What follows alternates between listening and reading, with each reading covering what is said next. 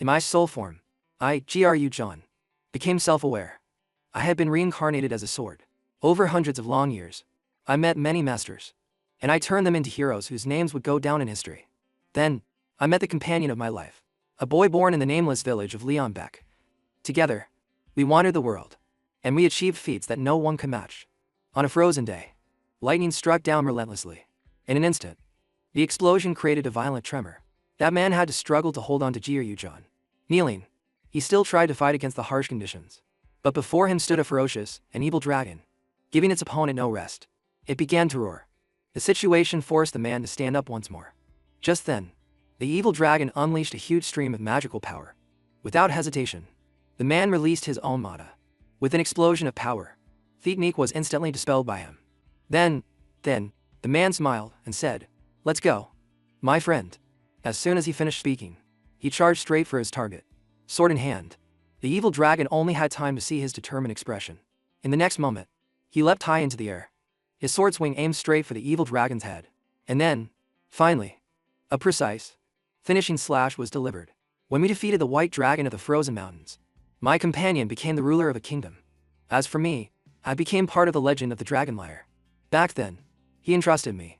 Gru John, please, take care of my descendants. And this I remembered, as it was passed down to the descendants of that companion. Opening my eyes again, I, Gru John, sensed a commotion. Having just woken up, I was very annoyed. Why is its own noisy? But a minute later, Gru John had to exclaim, "How distracting. What insolent fool there is to shake this body." Meanwhile, Enrian was shouting, "From now on, I am the master of this sword." The others hurriedly tried to stop him. "Your Highness," the soldiers tried their best to persuade him. "That is an item that no one but His Majesty is allowed to touch. Please return it to its place." Hearing this, Gru John showed his surprise. "What? A prince?" He immediately looked back at Enrian. "This pig?" On the other hand, the boy continued to cause a scene. "Silence. There is nothing in this country that I am not allowed to touch." This made it very hard for Gru John to believe. This can't be. He then quickly activated judgment. I must check with my power. When the information panel appeared, Gru John was truly speechless. Seeing the name Leonbeck, he's definitely a descendant of my companion. However, he muttered in disbelief. A descendant of the Sword Saint has this kind of potential. And Ran was fuming. As long as I have this, neither His Majesty nor the nobles. His tone became resentful. Will be able to ignore me anymore. Seeing this, Gru John felt even more contempt. What a ridiculous fool, daring to spout such nonsense. But the boy didn't know. So he yelled, "Oh great dragon lair, lend me your power." Gru John immediately retorted, "Are you insane? Why would I ever lend my power to someone like you?" Despite this, Enrian arrogantly screamed, "Gru John." He swung the sword wildly, terrifying everyone. "Gru John, Your Highness, please calm down. You are not allowed to draw a sword in the royal palace." But their pleas were met with anger. "Shut up. How dare you give me orders? Do you want to die?" While running, he threatened, "Once I have the power of Gru John in my hands, you trash will." At that moment, Enrian's body suddenly stumbled. Accidentally, the blade turned towards him. And in a flash, the sharp point drew closer and closer. The next second, the soldiers' faces turned grim. Adelia quickly covered her mouth to stifle a scream. The next second, a panic shout rang out, "Your Highness!" Amidst the situation, Gru John also panicked. No. As for them, they hurriedly told each other, "Call the physician immediately." And when he looked back at Enrian, he realized, the one who got stabbed by the sword is this bastard. Suddenly, Gru John's consciousness began to fade. My vision is getting blurry. Though unwilling, he only had time to think. At this rate, I'm going to pass out for the first time in my entire life as a sword. If Prince Andrian ascends to the throne, this kingdom will have no future. He inherited none of the royal talent but is first in line when it comes to arrogance. He has no ability. Yet his greed is the greatest in the kingdom. He is a stupid, lazy, and cruel pig. That is the first prince. And ran Leonbeck, like a dark cloud covering the kingdom's future. After that prince was stabbed and lingered at death's door before waking up, a strange rumor began to spread. The servants started gossiping about Prince Andrian. Lately, it seems he's changed a little. That's right. He doesn't flip the dining table like before. And he doesn't hang out with his gang of thugs anymore. Right? Then they started to mock. Even the infamous first prince must feel some shame. Isn't he just lying low out of fear? Just you wait. After a while, he'll be back to his old ways. In contrast, Enrian was in his room. However, the protagonist of the story, Prince Andrian couldn't care less about those rumors. I can't believe I. His mind was now in utter turmoil. Killed my companion's descendant and took over his body. Just then, an announcement came from outside. Your Highness, His Majesty has arrived. Please quickly arrange your attire to receive him. Hearing this, he furrowed his brow. That old man didn't even visit when I was about to die. Why is he here all of a sudden? The servant beside him quickly reminded him. Your Highness, the sharp-haired royal knights are very close by. She said timidly. Please be mindful of your words. His tutor appeared with a stern look. I heard you return from the brink of death. But it seems that spirit of yours is still the same. He conveniently gave an order. You may leave. In any case, His Majesty isn't expecting anything. However, Enrian was still bewildered. Who is this? Then, his tutor suddenly questioned. We still have a master-student bond. Yet now you act as if you don't know me. These words helped him guess. He's this pig's tutor. Huh? Meanwhile, the man continued to call out. Your Highness. Enrian hesitantly replied. My memory is a mess. I feel like I remember who you are. But maybe not. The man revealed a look of disbelief. Huh? Don't tell me. Just then, a voice cut them off. His Majesty, the King, has arrived. Still, Enrian was very indifferent. The King? He lazily thought to himself.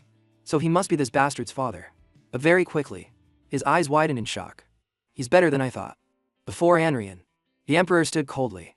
I thought that as time passed, the blood of the lion had been diluted into the blood of a dog. He had to admit it himself. But looking at the King, maybe that's not the case. The Emperor suddenly spoke up.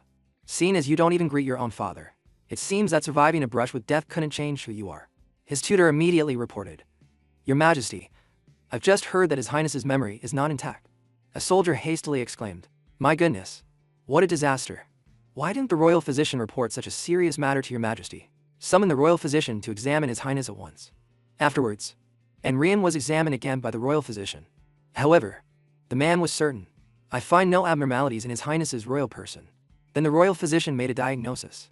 However, it's possible this is a temporary condition caused by mental shock. The Emperor then muttered to himself. Amnesia. As for him. He felt worried. Did he figure it out? However, the Emperor said sarcastically. How convenient it would be if you were to say you remember nothing now. Just like that. The Emperor directly criticized him. Does that mean everything you've done until now never happened? Before he could understand, the Emperor continued. Sometimes, people make wrong choices. One can commit acts condemned by the whole world. If they later realize their mistake and never repeat it, then that can also be called a learning process.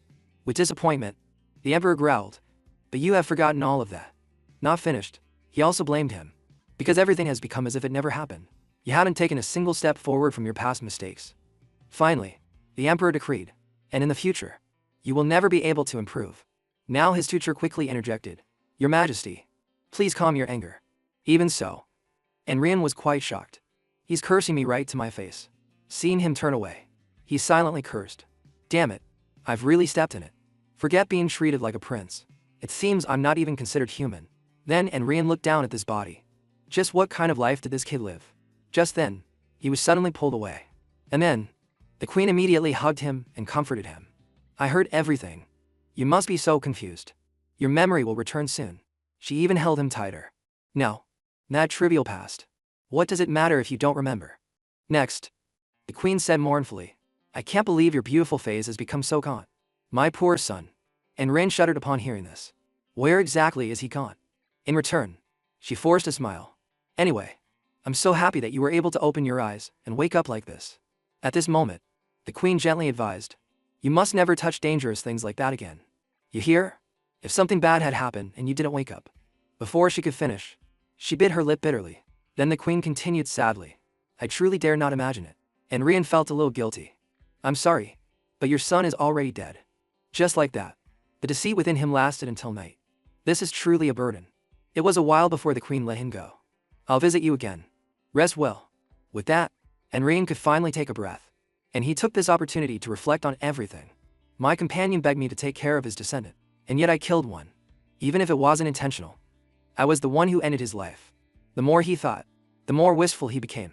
Since things have come to this, what can I do? I must live a good life for the one who has passed as well. Then Enrian made a resolution. Reincarnated as a sword. I've spent my entire life cleaning up other people's messes. Even if this is a fat and untalented body. It doesn't matter.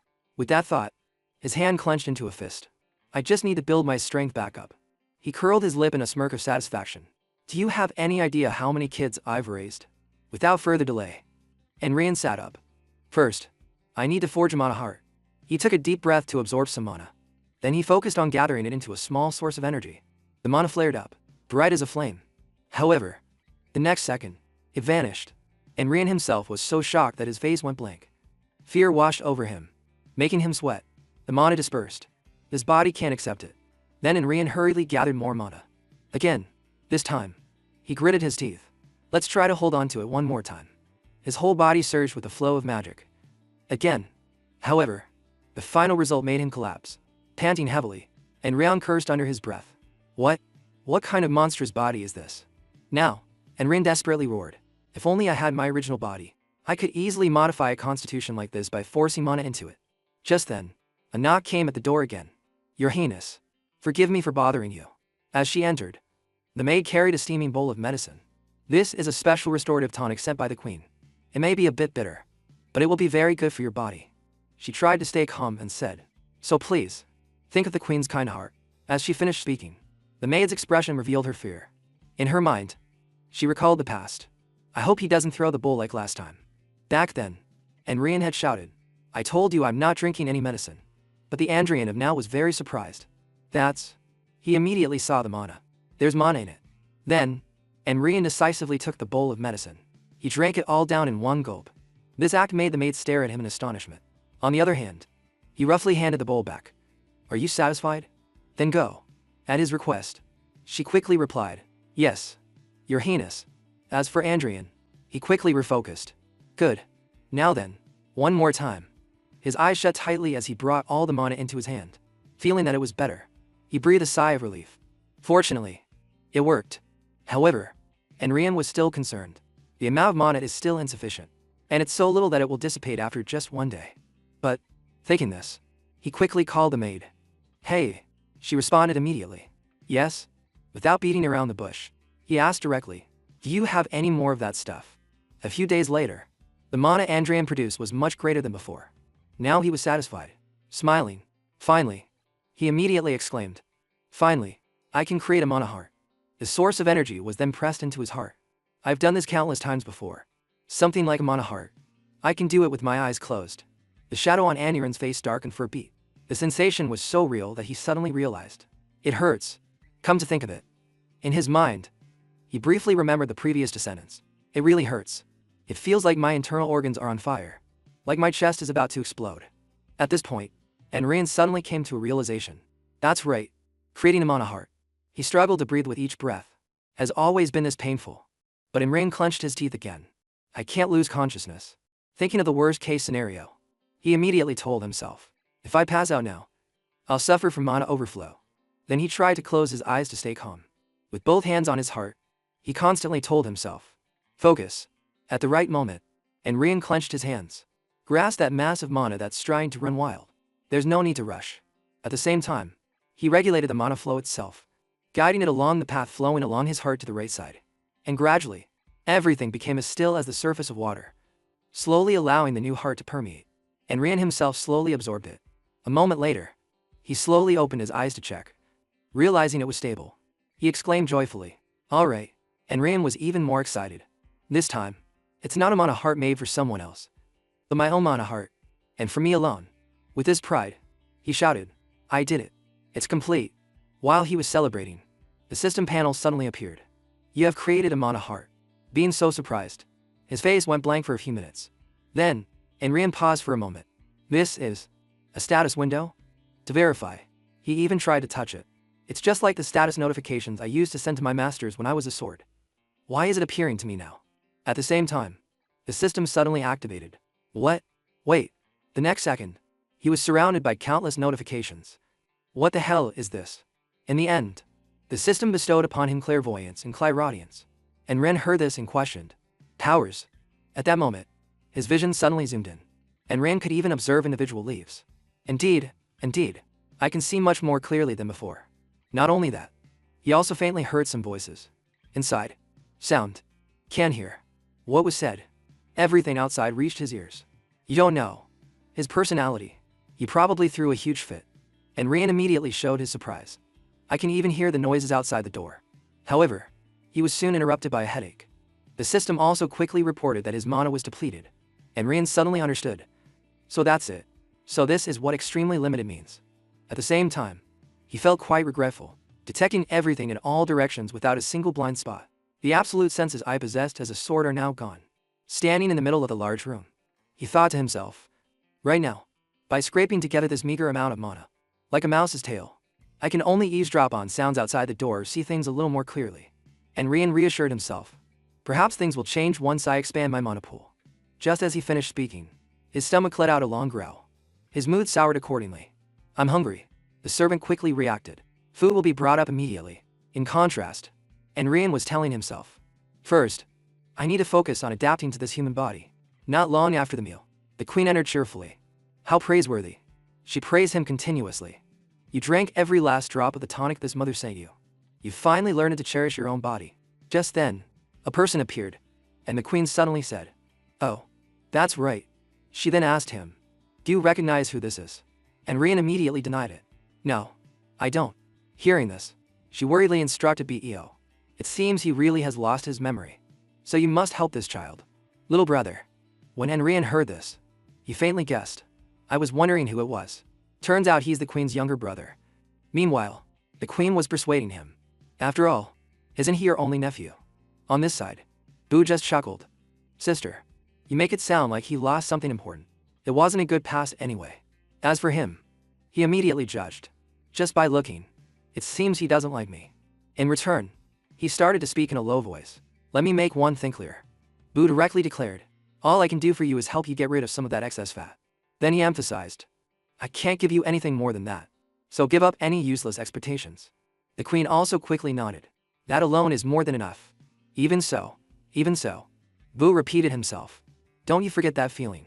Amidst the situation, only he remained confused. And facing Andrian was a frightening look from Boo. When they got to the training grounds, he pushed him down without hesitation. Then, Boo announced sternly. From now on, eating, drinking, breathing, you must have my permission for everything. If you expect to be treated like a prince, then give up that idea right now. He also smirked sarcastically. Try your best. Who knows? I might change my mind and teach you a little of our family's secrets or darts. And Rain couldn't believe what he heard. How ridiculous. From the trainer who taught the undefeated knight and was the master of the founding king who built this country me. Despite this, Boo continued to criticize him. Look at all that fat of yours jiggling. You must be furious. Suppressing his anger, he spoke up. Uncle, let's make a bet. And Rand faced him directly and proposed. Within half a year, I will make you acknowledge me. I have to wipe that arrogant look off his face. At the same time, he set a condition. If I fail, I'll do whatever you say. Uncle. However, if I succeed, you must grant one of my wishes. Boo found this interesting. Afterwards, he agreed. Alright, it's a deal. I should have at least something for entertainment. However, it wasn't long before Enrian screamed. This damn body. He looked at himself and regretted it. I spoke too soon. But, without a moment's hesitation, he immediately channeled mana to his legs. While jogging, Enrian thought, I have to use mana. For now, I'll focus on burning the excess fat all over my body. As soon as Boo sensed it, he was startled. That brat. Don't tell me. Just like that. He rushed over to stop him. Enrian, you. Boo deliberately slowed down to observe the mana flow around him. Next, he hurriedly asked, did you really create a mana heart? As for Andrian, the corner of his mouth lifted slightly. This? Then he pretended to boast. Yes. I just created it a little while ago. What's wrong? Do you regret making the bet already? However, what he got in return was a scolding. What the hell were you thinking? Creating the mana heart? Boo quickly questioned further. No. Forget that. Where in the world did you learn how to forge a mana heart? Look at you. It seems you don't even know what you did wrong. Enrian, on this side, was very confused. A mana heart, but the next words shocked him. Is a crude technique that only low-class mercenaries learn. The words slipped from his mouth. WHA. Enrian couldn't help but shout. What? Before him. Enrian was sweating from fear. It truly is the end of an era. The previous words echoed in his head. A mana heart is just a crude technique that only low-class mercenaries learn. Aniran's expression was a mixture of shock and disbelief. When he came to his senses, he quickly asked, what on earth do you mean? Boo immediately replied, it'll be faster if I show you directly. After speaking, He created a mana ring. Look closely.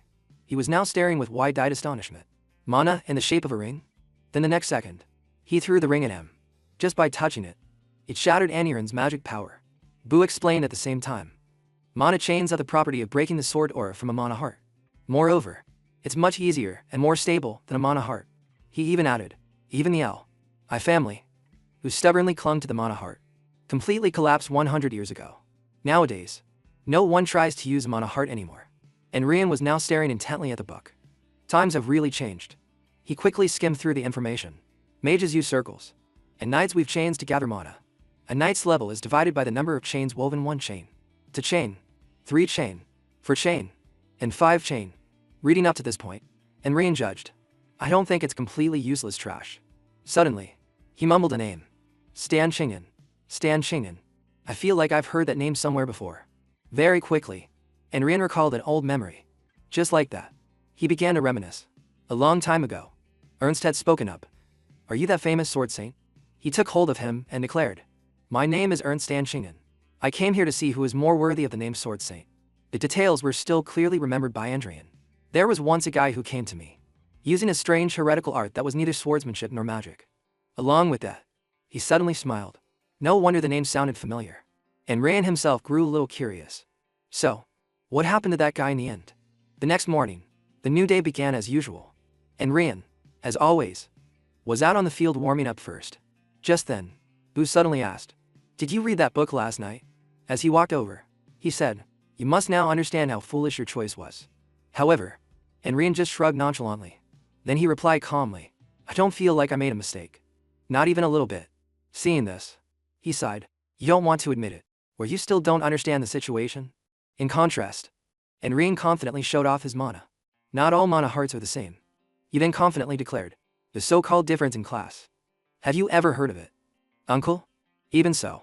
Bu was still very contemptuous. I was wondering what you were blabbering about. He then told him a story. Sometimes, among the mercenaries, there are people like you who fantasize about being some hero from centuries ago. Do you know what happens to them? Bu emphasized their fate.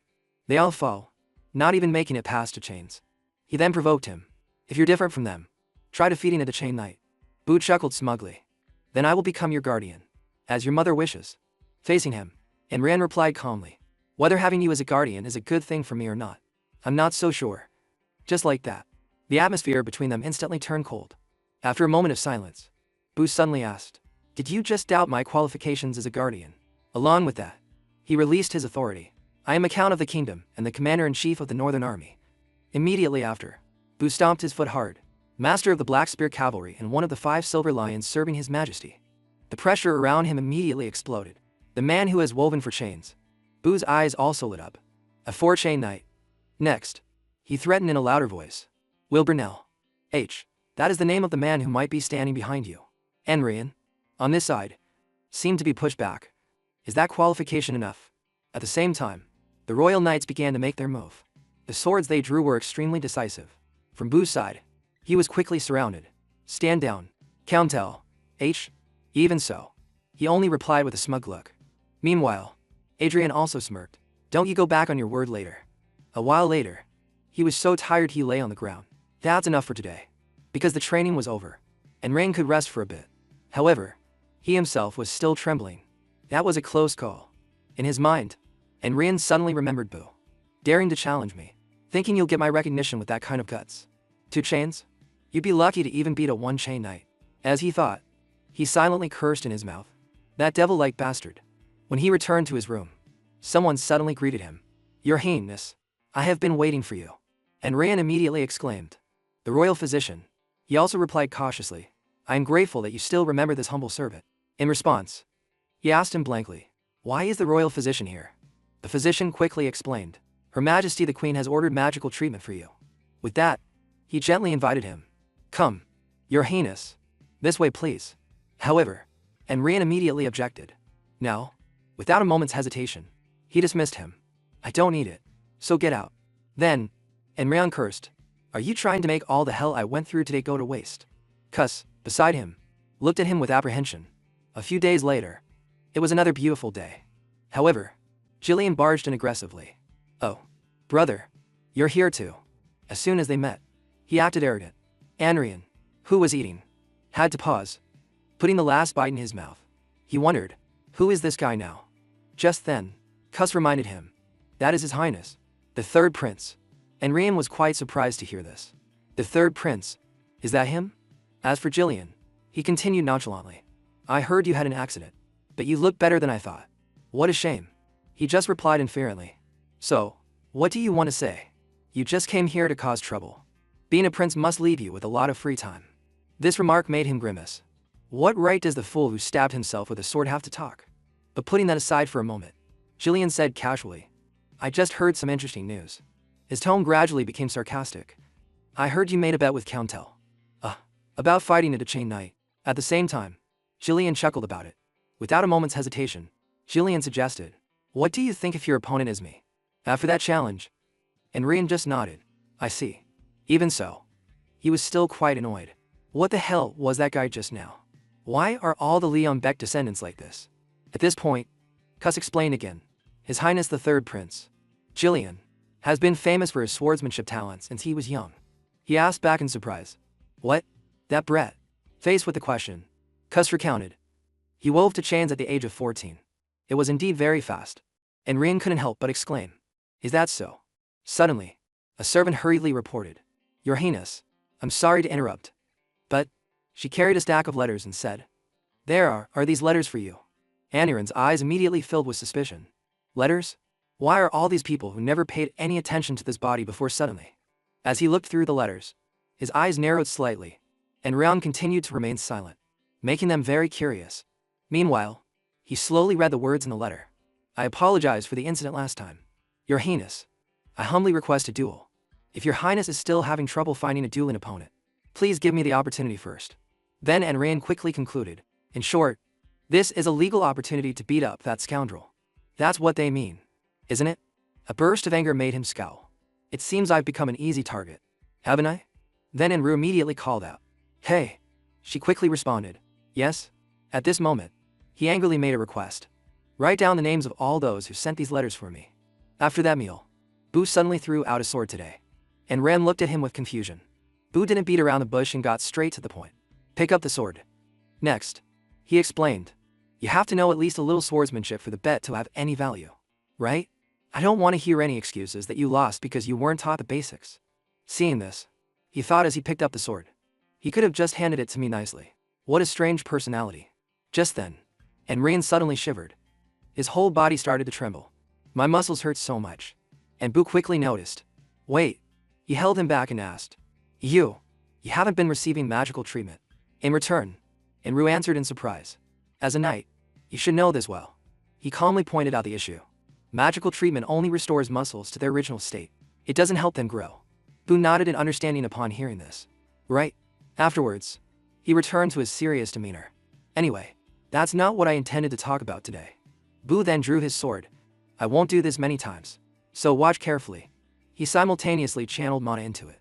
This is the technique that the kingdom's knights learn to build their foundation, the kingdom's training sword. For a moment, the sword's movement slowed. Then at the right moment, Boo's eyes widened. Each sword stroke was swung with great decisiveness. Not only that, he turned and swung the sword to the left. Next, he changed direction and slashed to the right. Finally, he gripped it tightly and raised the sword high. On the final blow, Boo slashed out with a wind-cleaving strike. The dust around him was blown away by the sword's path. And Andrian was now so shocked his face was blank. Gradually, he started to ask, did you just say that was the swordsmanship knights learn to build their foundation? Having been caught, Boo silently clicked his tongue in annoyance. But he quickly admitted, because it's a training sword style, it might lack sharpness, but it's very faithful to the fundamentals. So there's no better swordsmanship for a beginner. With your talent, it might even be a bit much for you. As soon as he finished, Boo suddenly heard laughter. On this side, Enrian was covering his face and laughing loudly. No matter how much time passes, he was remembering an old memory. The dragon lyre, the great sword dart that once beheaded even the mad dragon. As he thought, he found it hard to believe, is now being considered a mediocre training sword technique. Meanwhile, Boo spoke up to remind him. Of course, this alone won't be enough to win the bet. After mastering the basics, you can ask your mother to hire another teacher, or... However, he cut him off right away. No need. And Ren flatly declared, I will not learn any other swordsmanship because this is more than enough. Faced with that determined expression, Bu slightly raised an eyebrow. In the end, he just said inferently, "Do as you wish." Just like that. And Rim practiced swinging his sword continuously, all the while contemplating the fact that the Dragonlier sword style is now considered a mediocre training technique. And Rian lifted his sweat-drenched face. Though I don't want to admit it, perhaps it's a natural phenomenon. He soon realized one thing. Because that Dragonlier sword is lacking the will to slay dragons. After that, he was certain. How can those who have abandoned the Mana heart and forgotten how to channel their will into their swords have the eyes to recognize the true value of the Dragonlier? At that moment, Bu suddenly blocked his sword. This unexpected action made Enrian freeze. On the other hand, he diligently instructed. Power isn't transferred to the sword just because you tense your arms. Have you already forgotten what I taught you? While guiding him, Bu tapped his stomach. Focus the strength in your abdomen. Next, he sharply tapped Anrian's leg. And your legs too. That bit of pain made him kneel down. You have to apply force correctly throughout your entire body to use a sword. Even so, he attentively absorbed the lesson. Right? And Rain quickly stood up. Even though my current body is just a weak and clumsy shell, unable to even imitate a knockoff Dragonlier sword style properly. With determination, he held the sword tightly. But I will prove that the Dragonlier sword style is not some old-timer's junk to be thrown away like a pair of worn-out shoes. In the following days, his steps gradually became stronger. 1 day, 2 days, today, and Rian continued his jogging. 3 days. After running, he practiced basic sword swings. A week has passed. In addition, he also constantly practiced mana. And then a month passed. At the moment he was trying, the system suddenly reported his progress, and Rian immediately stopped while it continued to update. Along with that, his posture had become more refined. His sword strokes became much sharper and faster, and the more he practiced, the more excited Rian became. He unconsciously immersed himself in it. The sword feels more natural than a month ago. Suddenly, a voice of intervention rang out around him. Stop. However, Rian completely ignored it. Stronger than yesterday. His eyes were fixed on the blade. Bu still tried to call out, "Stop," but he continued to swing his sword. More perfect than just now. It wasn't until he shouted loudly that he snapped out of it. "Didn't you hear me say stop?" His sword simultaneously broke into pieces and scattered everywhere. Amidst a torrential downpour, only 3 people remained on the field. In Aniran's hand, red blood began to spread. It even dripped down, coloring the rainwater. Only now did Rian blankly look over at his uncle. Then his gaze unconsciously drifted forward. What caught Aniran's eye was the wooden post, which had been burned to a crisp. Under the cold rain, the wooden post was still steaming. Being so surprised, Rian was frozen on the spot. Bu, beside him, exclaimed, "You idiot. Training on a day like this. If that were a real sword, you wouldn't have survived." His scolding made him slowly look back. At this point, Rian noticed his calloused hands. Next, he heard the system announce that super concentration had been newly created. Unable to contain his emotions, Rian suddenly burst out laughing. But exhaustion immediately set in. To more sessions of concentration like that, and I'll probably be struck dead by lightning. Cuz saw him faint and rushed over. Your Highness. In contrast, Bu was looking at Andrian with suspicious eyes. Even though he had fainted, he still cursed under his breath. You foolish brat. Time passed by in a flash. After a while, Rian opened his eyes. As soon as he woke up, he hurriedly sat up. Did I just pass out? Now, he sighed in frustration. I don't know where the limits of this body are. As a sword, I achieved every possible accomplishment in the world. The nameless war hero, the sword saint, the king of mercenaries, the founding father, leading wars to victory, elevating the levels of both body and spirit. I have guided the path for heroes. Jaryu John, a wise advisor and an excellent teacher, but an existence that always stood on the sidelines like a third party. Returning to reality, Rain observed his burned hand. He immediately remembered the feeling from before. That's why I swung the sword until I reached that state, indulging in the feeling of turning all my sweat, effort, and labor into my own. Aniran's hand clenched slightly. At this rate, this weak body will soon collapse. I need to balance my mind and physique. With this thought, he quickly closed his eyes. It's been over a month since I formed the Mana heart. I've accumulated quite a bit of mana since then. So maybe I can move on to the next stage soon. As soon as the words left his lips, the flow of mana began to surge. His Mana heart simultaneously became clearly visible. The flame surrounding it immediately burned brightly. From a light blue, it turned into a more concentrated dark blue hue. The next second, Rian contained it in his hand. The muscles in his body developed at the same time. Even his bones were strengthened. When the process ended, Rian quickly opened his eyes, clearly feeling the change. He joyfully exclaimed, "Done." Immediately, he glanced at the sword. "Let's see." Rian didn't hesitate to grab it. When he tried a single swing, The system immediately promoted him to apprentice swordsman. With the sword in hand, he was now more confident. With this, I can master the basics. On that same day, Bu suddenly brought up a topic. Rumors are spreading throughout the kingdom. And Rian showed his surprise. Rumors? At this, Bu clicked his tongue with disgust. About that bet of yours.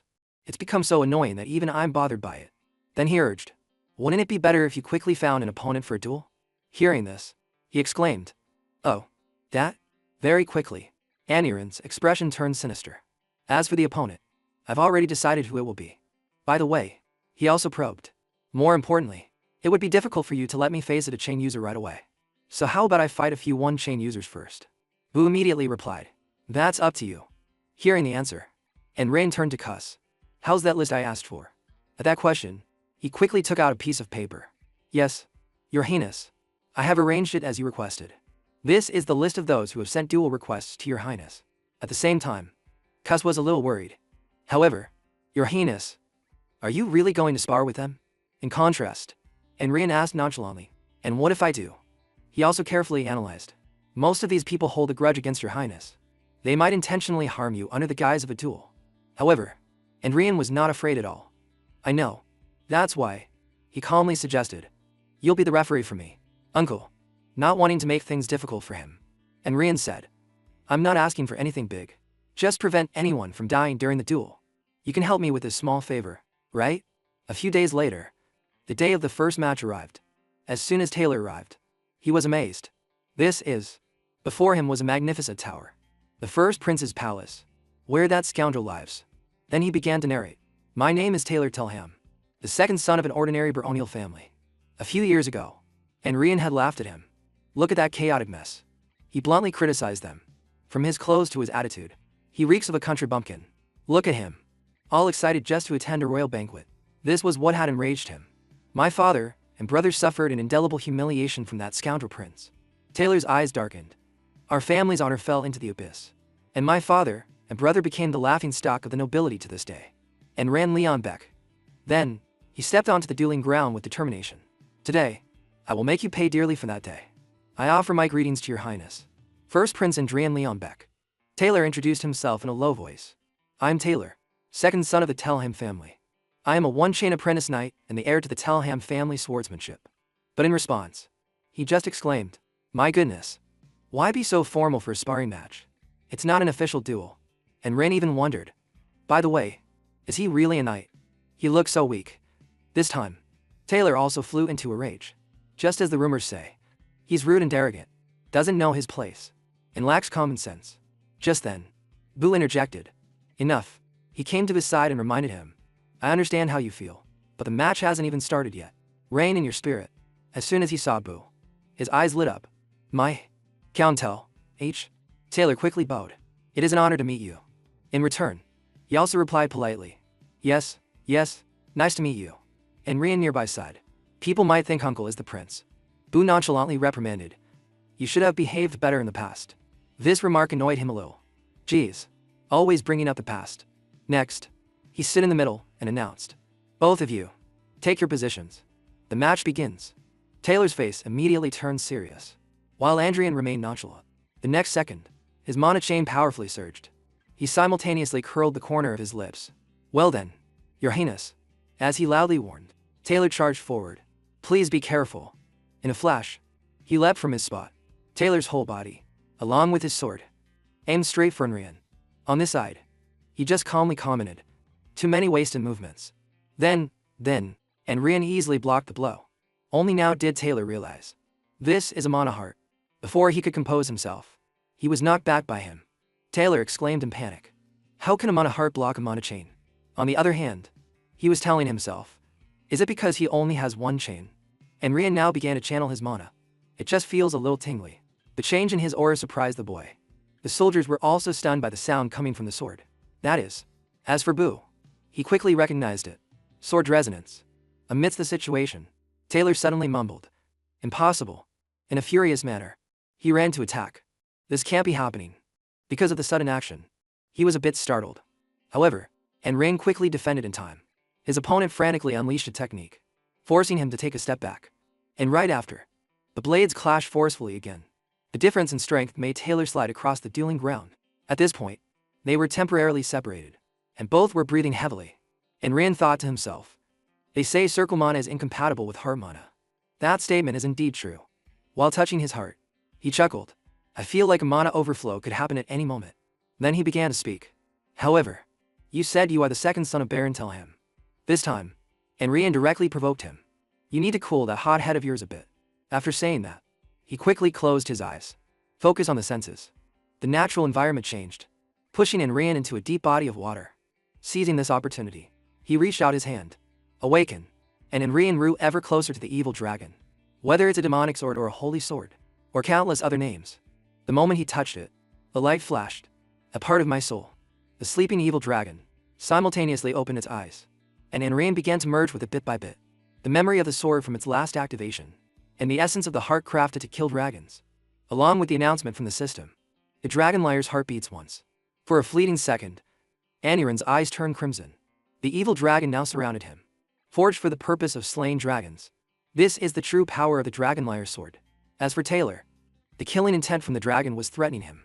Fear washed over him, making him tremble. What in the world is that? On the other hand, Bu shouted tensely.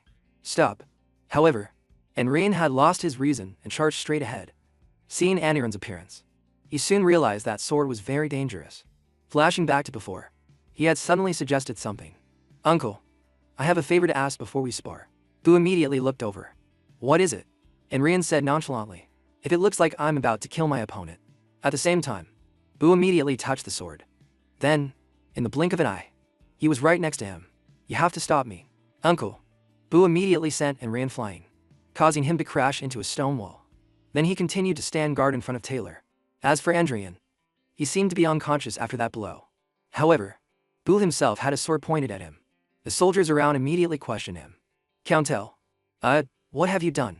Depending on the circumstances, you could be charged with assassinating a royal. However, he spoke up to explain. Stand down. It was I who asked my uncle to do that. Cus was stunned to hear this. Your Highness. In contrast, Rian was now struggling to wipe the blood from his mouth. I did ask him. But, and in the end, he still collapsed. I never said to knock me unconscious. This made them shout loudly. Your Highness. After the battle, the dragon liar's heart gradually calmed down. Only now did he take a breath. I thought my mana heart was really going to break. At the same time, Rian reflected. My uncle's strength is truly different from those nameless one-chain knights. And I took that blow head-on.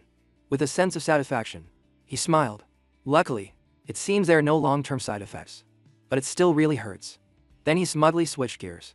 Anyway, everything turned out fine. After all, I won the match. Just then, Bu spoke up. What are you smiling about? Rian also turned over blankly. Huh? Seeing him, he asked curiously. What brings you here? In contrast, Bu immediately questioned him. What in the world did you do? His tone was harsh. What the hell was that heretical sword? I never taught you that kind of swordsmanship. However, he still replied seriously. I was simply being faithful to the essence of the sword. This answer made him frown.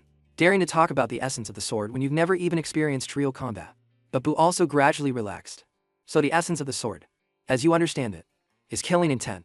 No matter how brutal and unpleasant it is also a fact. This time, Rian suddenly pouted. That's surprising. He nonchalantly mocked him. I thought you were going to lecture me that the way of the sword is the perfection of the sword itself or something like that. And then go on a long tangent.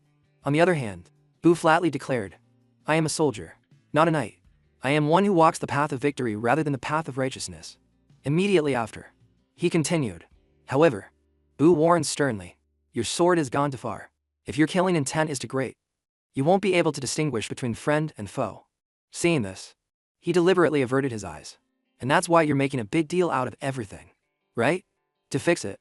At this point, he also declared, I will be watching you. I will see if you are devoured by the demon in your heart. And after 3 days of sparring came to an end, the sword suddenly struck the ground hard. And Rian suddenly struck up a conversation. You said you are Taylor Telham, right? He then praised him sincerely. You did well over the past 3 days. In his heart, Rian thought, he had to endure sword strokes filled with unrestrained killing intent for 3 whole days. He really has endured a lot. Then he continued to guess. But it's a shame, isn't it? You would have felt better if you had at least defeated me once. But you couldn't. Taylor, on this side, just hesitated. That, before he could answer, and Rian called someone over. Bring that here. With the chest in the maid's hand. Taylor was surprised. Your Highness, what is this? He also quickly explained. I heard I did some terrible things to you in the past. I don't know if this will make up for it. And Rian sent a message along with it. But take this back to Baron Telham. It's not much. It's not much. Just some gold in a letter. When he was done, he left coldly. Now go. Safe travels. Deep down, and Rian was certain. I have no obligation to clean up the mess made by that bastard. But just then, Taylor exclaimed. Thank you, Your Highness. As for him, he continued to convince himself. Anyway, if you make someone work, you have to pay them properly. Just like that, the sparring match of the scoundrel prince became a hot topic of discussion in the kingdom. His arrogance has dug his own grave. Many people discussed it animatedly. The first prince will surely pay dearly for his past mistakes. I wonder how much humiliation he'll have to endure. However, despite waiting for many days, the news everyone expected never came. When questioned, Taylor was quite surprised. You were asking how the match went. Along with him, countless people enthusiastically recounted. It seems there was some misunderstanding here. The first prince isn't as bad as the rumors say. Both sides tried their best in the match. That's all. A threat? I simply came to understand His Highness's heart. That left the majority dumbfounded. What is this? The royal family must have silenced them. Only Rian was furiously slamming the table. And when the person involved heard this news, silence my ass. He shouted in frustration. They're only keeping their mouths shut because they're ashamed they lost to me. He even grumbled. These nobles really have too much time on their hands. They should be doing something more useful with their time. Boo. Nearby, sarcastically chimed in. You have the right to say that. And Rian ignored him and immediately looked at the person he had just fought. This time he carefully threatened. When you go out, remember to spread the result of the match too. Got it? The man heard this and quickly nodded. I will do so. Thanks to that, he was somewhat satisfied. Now the rumors should die down, right? However, it wasn't long before Rian received shocking news. What? In front of him, the maid said apprehensively. Well, there's a rumor that Your Highness threatened him to fake the match results. Now he was at a loss for words. All his anger turned into the will to train. Forget it. Let's just train, shall we? And Rian immediately created a precise slash. Not stopping there, he swiftly delivered another blow. Then he immediately spun around, holding the weapon with both hands. As he poured his strength into the blade, he swung it down. And even though it was over, the mon around it burned brightly. Aniran's heart had not yet extinguished. Thinking about something, he suddenly asked, how many challengers are left? Cuss? He quickly replied, the one who came today is the last one. And Rian shook his head in boredom. These apprentice knights are no longer enough for me. As for Cuss, he added more information. However, this last one is a knight who has been formally trained in swordsmanship. In addition, Cuss emphasized, someone who is not satisfied with just polishing their family's swordsmanship, but a talent who joined the knight order to train. His expression immediately brightened. An apprentice knight of the Iron Lion Knight Order. Just then, Arwen also arrived. Arwen Kagayan. The gate guards couldn't help but gossip. Is that her? Look at the Iron Lion insignia on her armor. It must be her. Along with that, they passed around rumors. The flower on the cliff. The rose with thorns. The one who has broken the hearts of countless young men. On this side, she still strode slowly. The soldiers continued to marvel. She truly is a great beauty. I can't believe a woman like that would come here on her own. Suddenly, they uttered a sentence that made her stop. In a way, the prince's talent too. Arwen's gaze turned cold for a moment. Anyway, along with the judgment, her stern appearance became clear. Wouldn't it be ridiculous if the prince was embarrassed by that woman? The Iron Lion Knight Order, renowned as one of the top knight orders in the kingdom in both prestige and skill. This order's apprentice knight, Arwen Kagayan, is a promising talent who has been confirmed to become an official member. The more Rian thought about it, the more he couldn't believe it. Why would a genius like that come to duel with me? Cuss hesitated. Well, there was a small misunderstanding between Your Highness and Lady Arwen in the past. However, he exposed himself. What misunderstanding? With my personality, I must have just picked a fight with her. Then he directly asked Adelia. You over there? Tell me what I did back then. At Aniran's request, she answered awkwardly. Well, Your Highness. And the next words terrified him. You harassed Lady Arwen. And Rian then clutched his head and wailed. This crazy bastard. Following the memory. And Rian at that time had suddenly touched Arwen. Next, he invited her. You said your name is Arwen. Indeed, you are as beautiful as the rumors say. What do you think? If you want, you can come be my personal handmaiden. However, she immediately smacked his hand away. At the same time, Arwen bluntly declared, Your Highness, a knight is not your personal property. Feeling insulted, he had angrily shouted, "You ugly bitch." After hearing this story, he was completely silent. "That's what I heard from the servants." Then Anrian slowly looked up. Sounds like the sick pickup line of a Rotten's comeback. In front of him, R1 was standing there. Because there's no way anyone would look at her and call her ugly. She was cold but still beautiful in her own way. Immediately after, R1 took the initiative to speak. "It's been a long time, Your Highness. You haven't changed at all." In return, he just stammered, "I don't think so. I've changed a lot. You know, to the point where the person inside is completely different." However, her gaze was still fierce. "Right. This is all my karma." Just then, Adelia reported to them. "Countell H has arrived." As he walked past, R1 suddenly paused for a few seconds. "You are?" R1 introduced herself. "Apprentice Knight of the Iron Lion Thy Order. R1 Kagayan." "Greetings, Countell H."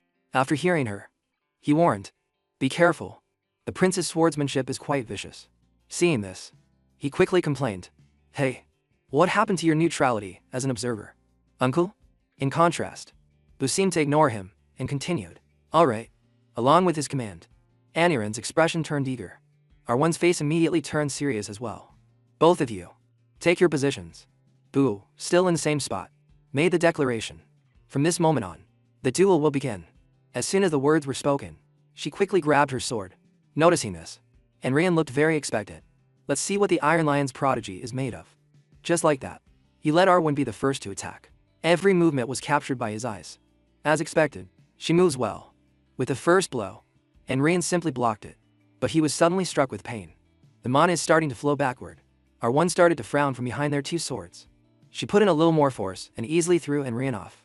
Next came a series of overwhelmingly superior blows. On the other hand, Anrian was gradually feeling the danger. "I'm being completely drawn into her pace. This is not good." At that moment, R1 charged like a wild beast. He also quickly activated the Dragon Liar's heart. That unusual killing intent unintentionally distracted her. Just like that, the sound of swords clashing rang out once more. The difference was that R1 retreated on her own. She landed gently in a very skilled manner. Then R1, while catching her breath, was surprised. That sword. As for Andrian, he stated with satisfaction, "It seems not all one-chain knights are the same. You are on a different level compared to the rest of the small fry." Taking this opportunity, he suddenly activated judgment. However, all of R1's stats immediately appeared before Andrian's eyes. After reading it, he quickly regained his composure. "The fact that I can see this information with my limited power." The next second, Anrian suddenly gave a sinister smile. Along with him, R1 also raised her guard. Means she is weaker or has a power equivalent to mine. In a flash, he shot forward quickly. Aniran's opponent reacted in the exact same way. As they charged at each other, he declared war on her. The real battle starts now. Just like that, the fight gradually left Anrian battered. R1 was no better off, constantly panting. Around them, the sky had soon turned to dusk. At this point, Bu swung his sword, signaling the end of the match. Afterwards, he made a request. "Stop. That's enough for today. We will continue the match tomorrow." And Rain clicked his tongue upon hearing this. "I was just about to end it." In response, R1 confidently replied, "What a coincidence. I was just about to do the same." Following his old habit, he provoked her right away. "Is that so? Want to keep going?" And R1 didn't hesitate to say, "As long as you want." However, Bu intervened again. "Enough." He turned his eyes towards the physician. "It's getting late. Both of you, go get treated immediately." Following those words, the physician excitedly came to his side. "Your Highness, let me treat you right away." While being healed, Aniran's gaze was fixed on her. "Oh my, this spot is bruised too." He made no attempt to hide it, directly observing R1. As if realizing it, she glanced at him. However, they both chose to ignore it and passed each other by. At the same time, they both thought the same thing. "I will absolutely not lose." In the following days, the soldiers began to buzz. No one can determine a winner. One person wondered, "Is this the third day?" While the person next to him marveled. "Honestly, I'm quite surprised." He whispered in a low voice, "I've heard a lot about Lady Arwen's skills, but the first prince's skills are no less impressive." Finally, they turned their attention to the training ground. "I hope we get a result today." Now, Anrian suddenly suggested, "Before we start the next round, I have something to say." As soon as R1 heard this, she predicted, "Don't tell me you're going to apologize now." She immediately said sternly, "I will not accept an apology." In return, Anrian just nodded. "I understand. You want to regain your wounded pride with your own strength." That's an admirable thought. But, next, he just shrugged. That's not it. Then he smiled casually. Since we're fighting so fiercely, shouldn't there be a reward? The next word stunned them. The loser will have to grant one wish of the winner. How about it? If they say kneel, you must kneel. And if they say out ow and apologize, you must do it. As for Arwen, she hesitated, unable to answer right away. The other soldiers exclaimed, Your Highness is a member of the royal family. How can you say such things? Please take back those words. And Rian also immediately dismissed them. Outsiders, stay out of it. Why are there so many spectators anyway? Then he turned to ask her, What do you think? Arwen? Very quickly, she carefully gave her answer. Although I am just a humble apprentice knight, I am also a member of the Knight Order loyal to the Leon Beck royal family. I dare not commit such an act of disrespect towards your highness. Arwen's attitude quickly changed. However, if that is what your highness permits, then perhaps I also have the right to receive the prize of the bet. This reaction pleased Rian very much. Good thinking. The next second, they charged at each other furiously. Don't you go back on your word later. This time, and Rian attacked decisively. So the sound of the swords became ear-piercing. Arwen was not to be outdone, unleashing a wide area attack. Waiting for an opportunity, his eyes flashed red. Without waiting for her to compose herself, and Rian swiftly struck down. At that moment, Arwen was stunned. So fast. He wasn't this fast yesterday. And in her eyes, he now looked very crazed. Could it be that he was hiding his true strength? Gradually, the tide of the battle turned, and she was pushed back. Arwen made a small mistake, and the blade narrowly missed her. By the time there was some distance, the dueling ground wasn't a mess. Arwen herself couldn't keep up and was extremely flustered. In contrast, and Rian charged forward with a murderous aura. Both of them simultaneously swung their swords to attack and block. In the end, one blade was knocked away. Arwen helplessly collapsed, along with her weapon that had been cut into. Also at the training ground, many soldiers were even more astonished. Even Boo's face went blank with shock. Meanwhile, she was still stunned. Impossible. Aniran's shadow approached Arwen. I won the bet. At this point, he pointed his sword at her and spoke. Arwen Kagayan, Aniran's lips couldn't help but curl up. Then he directly made his request. Want you? Now Cus was confiding. The position of royal guard for the first prince. The notorious scum of the kingdom. Contrary to my worries, the job isn't that difficult. The first time they met, and Rian had asked, You're the new royal guard? He had carefully bowed his head. Yes, I look forward to serving you. Your highness. In his heart, Cus silently judged. The prince seems a bit arrogant. On the other hand, he just said coldly, All right, I'm counting on you. As for him, he judged, he doesn't fly into a violent rage without reason like the rumors say. Through each day of training, Cus observed attentively. The more he watched, the more he pondered. No. In fact, it's the complete opposite of the rumors. On that fateful day, and Rian was still swinging his sword as the sun gave way to rain. At this point, the others began to worry. The rain is too heavy. Should we stop his highness? Cus himself hurriedly exclaimed. Your highness. Be careful. As soon as the words left his lips, a bolt of lightning struck down from the sky. However, and Rian looked extremely satisfied. Witnessing that emotion, he was utterly stunned. In his heart, Cus unconsciously affirmed, I have a feeling his highness will become a great man. Gradually, the stream of reminiscence returned to the present. That's what I used to think. And Rian now declared, I want you. At first, the soldiers were all dumbfounded. How shameful. On this side, Cus began to have doubts. Did I misjudge him? As for Arwen, she stood up bit by bit. Is it? She questioned him in an angry tone. Is that truly what your highness desires? And Rian replied nonchalantly. Of course. In your current state, you're just a mediocre apprentice knight, unable to even defeat his combat prince. At this point, he smirked again. So what I want is, and Rian said without a moment's hesitation, the potential and future of the knight named Arwen Kagayan. In addition, he also seriously affirmed, I need a knight to follow me. Not a knight to protect me by royal decree.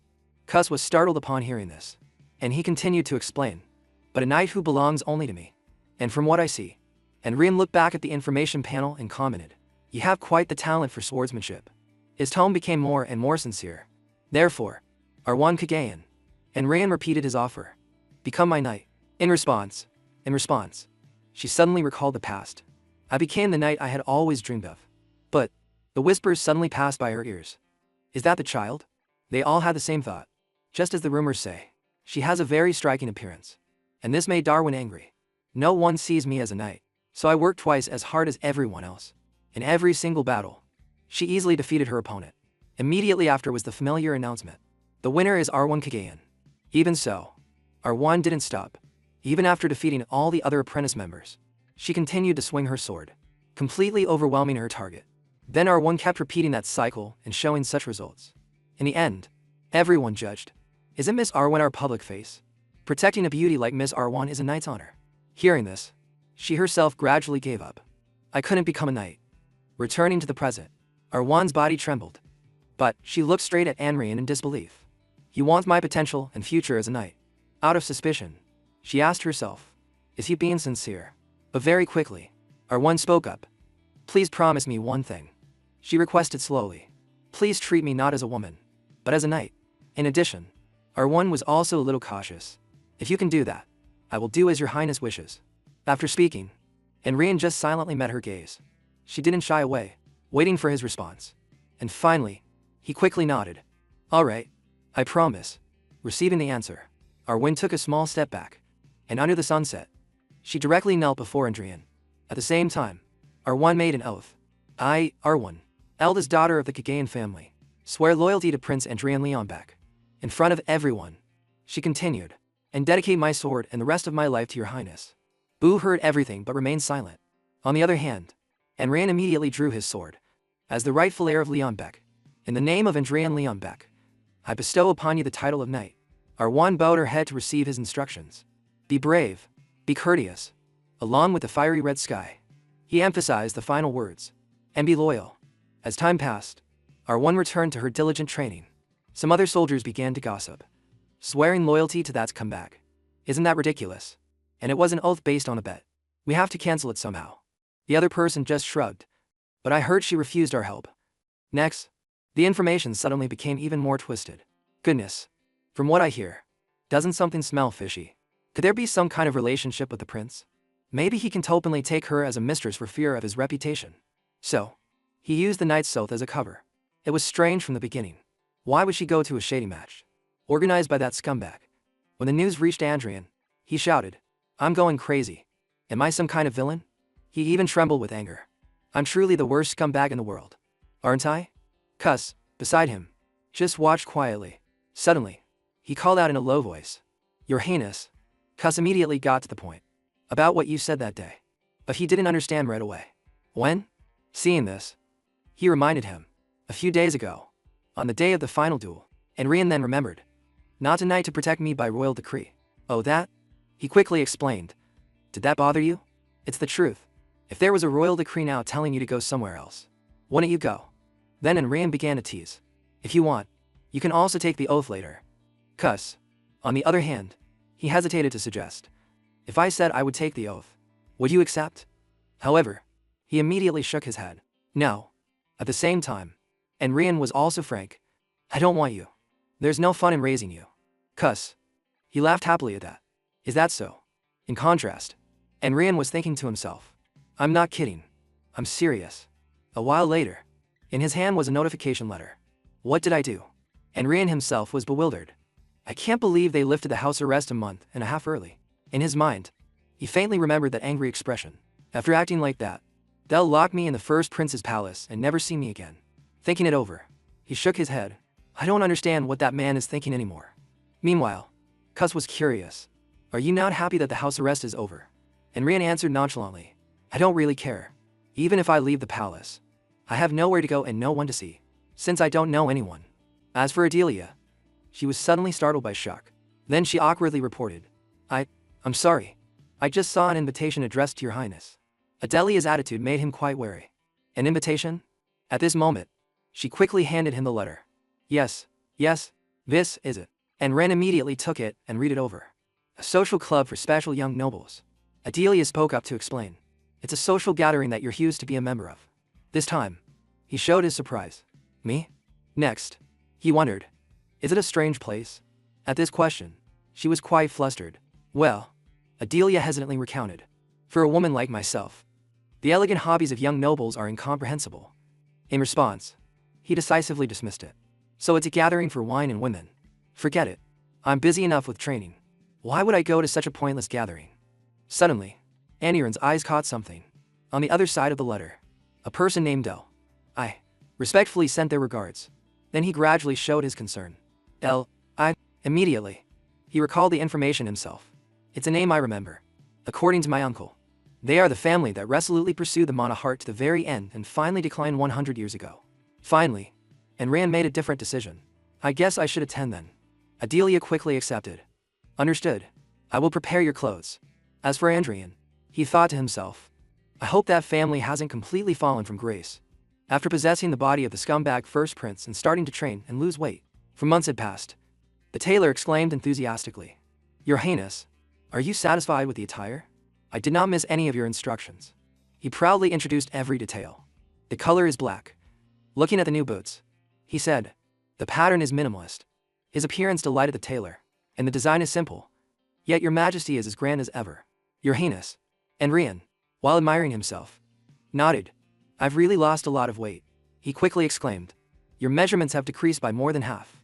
At this point, he casually said, I'll entrust the attire for the royal palace banquet to you as well. Hearing this, the tailor's eyes immediately lit up. Then I will start working on it right away.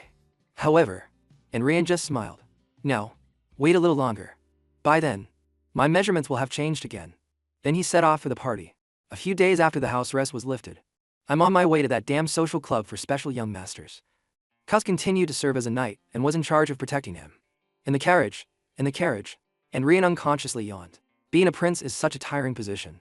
His mood was no better. Clothes, carriage, guards, everything is suffocatingly annoying. Suddenly, Aniran's attention shifted to something else. Opposite him, Adelia was startled with fear at being singled out. You.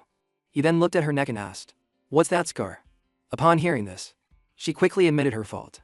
It is due to my incompetence. Your Highness, it was for something you rightly scolded me for. On the other hand, Rian was starting to regret it. Again, why is it that the more I dig into this body's past, the more horrifying stories I find? Seeing Adelia trembling, he suddenly grew curious. Come to think of it, I've seen that maid for months and I don't even know her name. Then Rian took the initiative to speak. You. What's your name? Adelia accordingly answered. I am Adelia Bayan. Your Highness. His expression immediately turned to one of astonishment. Bayan.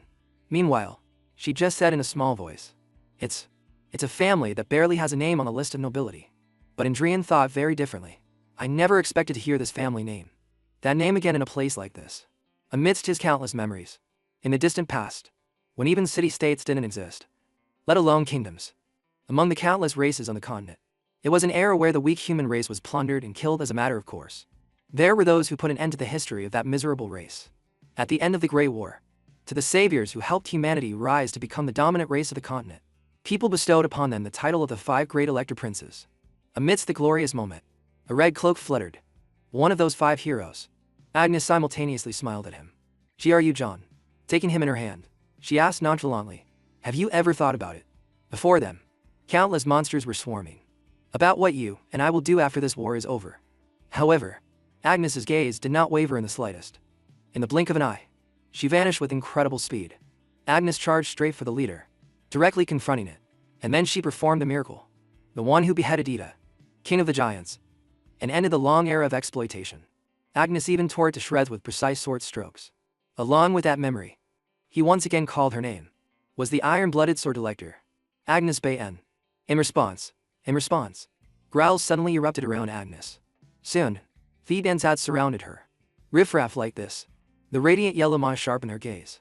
Next, she continuously cursed them, crawling back thinking there's something to eat. You bastards. You only think about things. With hatred, she cut down another one. With bodies like, morons like, you guys. Even so. Her tone became harsher. You only choose to do things that lowlifes do. You should be. So that. At that time, Gru John was so scared he broke into a sweat. Back in the present, he quickly covered his ears. Just thinking about it art eyes my ears. Gradually, Rian looked up. Anyway, the descendants of that Bayan. He stared intently at Adelia and wondered, what on earth happened for them to end up in the sea? Just then, Cuz announced to him, Your Highness, we have arrived. As usual, he opened the door and waited right beside it. Your Highness. Rian sighed and stepped out. Just in time. After taking a few steps, he suddenly stopped. Without a moment's hesitation, he pointed at Adelia. Adelia, we'll talk later. Just like that. Rian left the people behind in a state of confusion. On the other hand, as soon as he arrived, Bernardo welcomed him. Your Highness. In addition, he bowed respectfully. Have you been well all this time? Bernardo of the I family greets the first prince, and Rian Leon Beck. Afterwards, Bernardo smiled brightly. I cannot express my joy at seeing you safe and sound. He, on this side, was skeptical. This guy is a descendant of the I family? He looks like an idiot. But very quickly, and Rian was astonished. You must have suffered a lot to have lost so much weight. With a certain thought, he snorted coldly in his heart. In return, Bernardo was quite flustered. Your Highness, is something wrong? Are you still feeling unwell? And Rian immediately denied it. No, it's nothing. I was just thinking that it's a good thing I came here. Next, he clapped his opponent on the shoulder. Thanks to you. Today it will be very interesting. With those words, and Rian turned away in a very good mood. Soon enough, some unpleasant words reached his ears. And then that girl lifted her skirt high, as if she had no shame. Right next to them, a guy was misbehaving. That girl has really smooth skin. The young lady said shyly. Oh, don't tease me. I hate it. Amidst that atmosphere, only the two of them sat quietly in one spot. Bernardo now found it strange. Strange. Normally, this scumbag would be dead drunk and flirting all over the place by now. He carefully assessed him. His aura feels completely different from before. As he finished his thought, a guy next to him suddenly stood up. Being drunk. He spoke nonchalantly. I heard, Your Highness. His tone was somewhat sarcastic. That you plucked the flower of the Iron Lions. The rumor is spreading everywhere. In return, and Rian just glanced over coldly. Meanwhile, a few others quickly chimed in. I was a step too slow. I've had my eye on that woman for quite some time too. If I had known this would happen, I would have taken her oath first. He then laughed perversely. Just seeing her in armor is beautiful enough. I wonder how amazing the body underneath that armor is. Just then, he suddenly asked, Hey, do you have any siblings at home? The guy was immediately stunned. Sir? Then he answered as usual. Have you forgotten? I have a younger brother. Hearing this, he laughed. What a relief. And before his opponent could understand, a fist suddenly flew towards him. What? And Rian ruthlessly punched him, leaving him stunned. The unlucky guy immediately fell backward, his cheeks welling up and turning red. The glass on the table shattered because of it, soaking the floor. Now, all the nobles' faces turned pale. Even Bernardo was frozen with shock. As for Andrian, he continued cheerfully, relieved that your family line won't be wiped out. Immediately after, he kicked him straight in the groin. Just like that, a blood-clear scream echoed throughout the room. And Rian then directly declared, From now on, your younger brother will be the heir. Not stopping there, and Rian continued to throw punches. This time, he also aimed for the face to beat him. Witnessing this, the onlookers were completely frozen. As for Bernardo, his shock turned to terror, and Rian, on this side, grabbed his shirt and pulled him back. Before he could get hit again, he quickly exclaimed, Woche, why are you doing this? Your Highness? At this question, he slowly said, Listen carefully. Aniran's eyes widened to intimidate him. I can't tolerate you thinking I'm a scumbag, but I cannot tolerate you treating me like a scumbag. The others were confused upon hearing this. What is he talking about? On the other hand, he began to vent his anger, which means you need to be beaten a little more. This blow made him slide a long way across the floor. The atmosphere immediately became tense because everyone was scared. When Enrian approached, the other noble was already unconscious. Seeing this, he called out, He quickly knelt down. Yes, Your Highness. With a look of satisfaction, he joked with Bernardo. Didn't I say it earlier? Today looks like it's going to be very interesting. This scene made him tremble with fear. Why is this madman suddenly acting like this? Now he suddenly requested, Go call the royal knights here. As soon as he heard, he immediately rushed off. I will obey your command. While Bernardo was leaving, the room returned to its tense state, and Rain glanced around and stopped at one spot. He immediately gave an order. You girls over there, leave this place. At the same time, there was a guy who was wary of him. Thinking he didn't know, he started to back away. However, and Rian noticed right away. I said the girls. At the same time, he didn't forget to threaten. If you want to leave, feel free. But if you do, you'll be leaving as women. Remembering his earlier action, they quickly stood still. Seeing that everyone was being obedient, and Rian slowly strode forward. His tone was as gentle as a story. None of you bothered to kneel properly before a prince, nor did you show any respect. He reminded them bit by bit. You mocked me right to my face. Reaching this point, he glared at them, and insulted my knight. Even so, and Rian intentionally asked, In this case, what crime can be charged? The knight Bernardo had called answered immediately. because they have to stay in the royal family. It constitutes the crime of lèse majesté. The faces of several nobles immediately turned pale. And Cos continued to explain. And furthermore, because they have challenged the authority of the royal family. This is also akin to the crime of treason. Then he stood formally beside Andrian. Please give the order. Your Highness, which one of them shall we make kneel? At this question, his lips curved into an amused smile. Very quickly, Andrian gave the answer, all of them. After that party, the emperor directly questioned him. You've caused a huge incident right after your house arrest was lifted. He immediately recounted everything. 14 children of nobles were arrested for lèse majesté and treason. You've pinned every major crime you could think of on them. Finally, he asked in a low voice, do you realize what you've done? At this moment, the emperor was very angry. Because you have used the authority of the royal family. They must be severely punished. But with 14 families involved, we can't just ignore the fierce opposition. As if understanding the matter, he said nonchalantly, Father, are you worried about the opposition? Then Andrian casually explained, they are the ones who are cast aside even within their own families. They are already mabum trash who only tarnish their family's reputation if kept. Next, he proposed a solution. Send letters. The emperor was puzzled upon hearing this. Letters? To whom? He didn't beat around the bush. Father, you're asking when you already know. Aren't there people who can handle the gossip within each family better than anyone else? Andrian smiled as if it were obvious. The siblings of those arrested scumbags. With that, he intentionally probed the emperor. Am I wrong? In the end, he had no choice but to order. Leave. This made him extremely pleased. As you command. See? There's nothing to say. Right? When he returned, Andrian tried to appear harmless. Now, you don't have to be so tense. I won't harm you.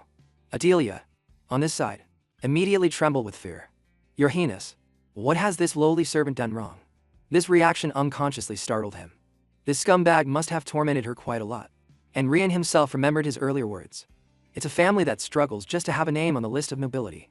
He quickly came to a conclusion. Even the direct descendants know nothing about the Bayan family. Their glorious history has been erased, and their unparalleled skills have been lost. Thinking this, Andrian felt a bit resentful. Their resounding fame, their lofty pride. At this moment, he was using judgment to examine Adelia. All of it has vanished without a trace. And yet, however, the next second, he was startled. Wait, hold on. Before Andrian's eyes, he clearly saw the power slayer.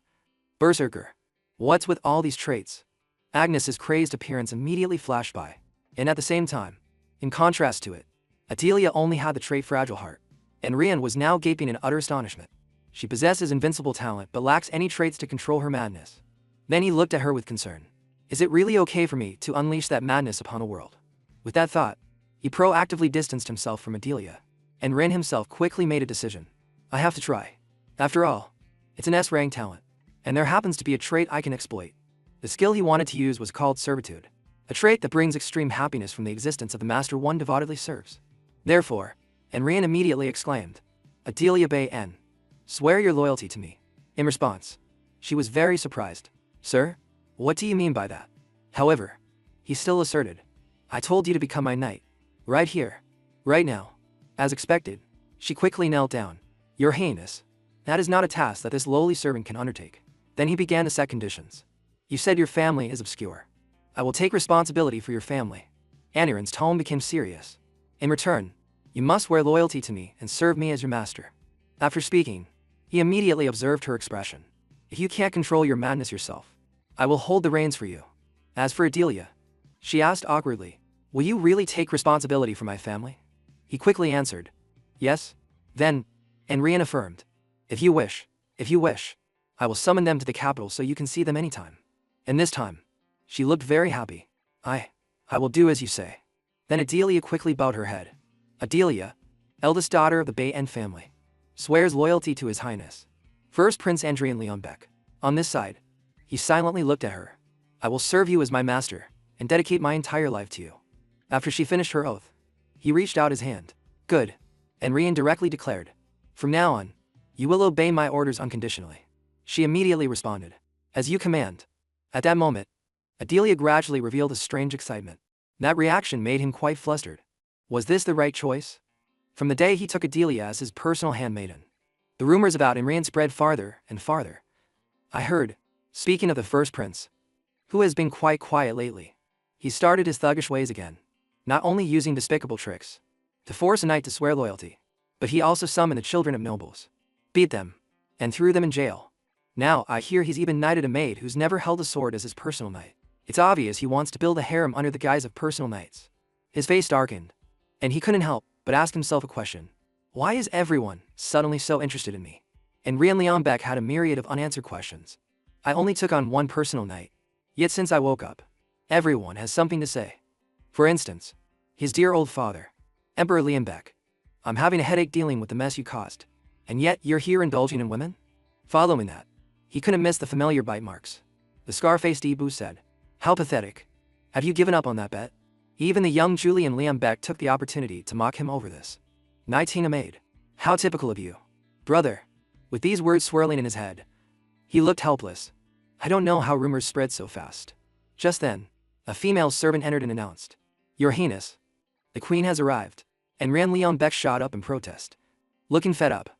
"Oh, come on." A month later, Queen Lianbeck appeared with a disappointed voice. "I thought you had turned over a new leaf.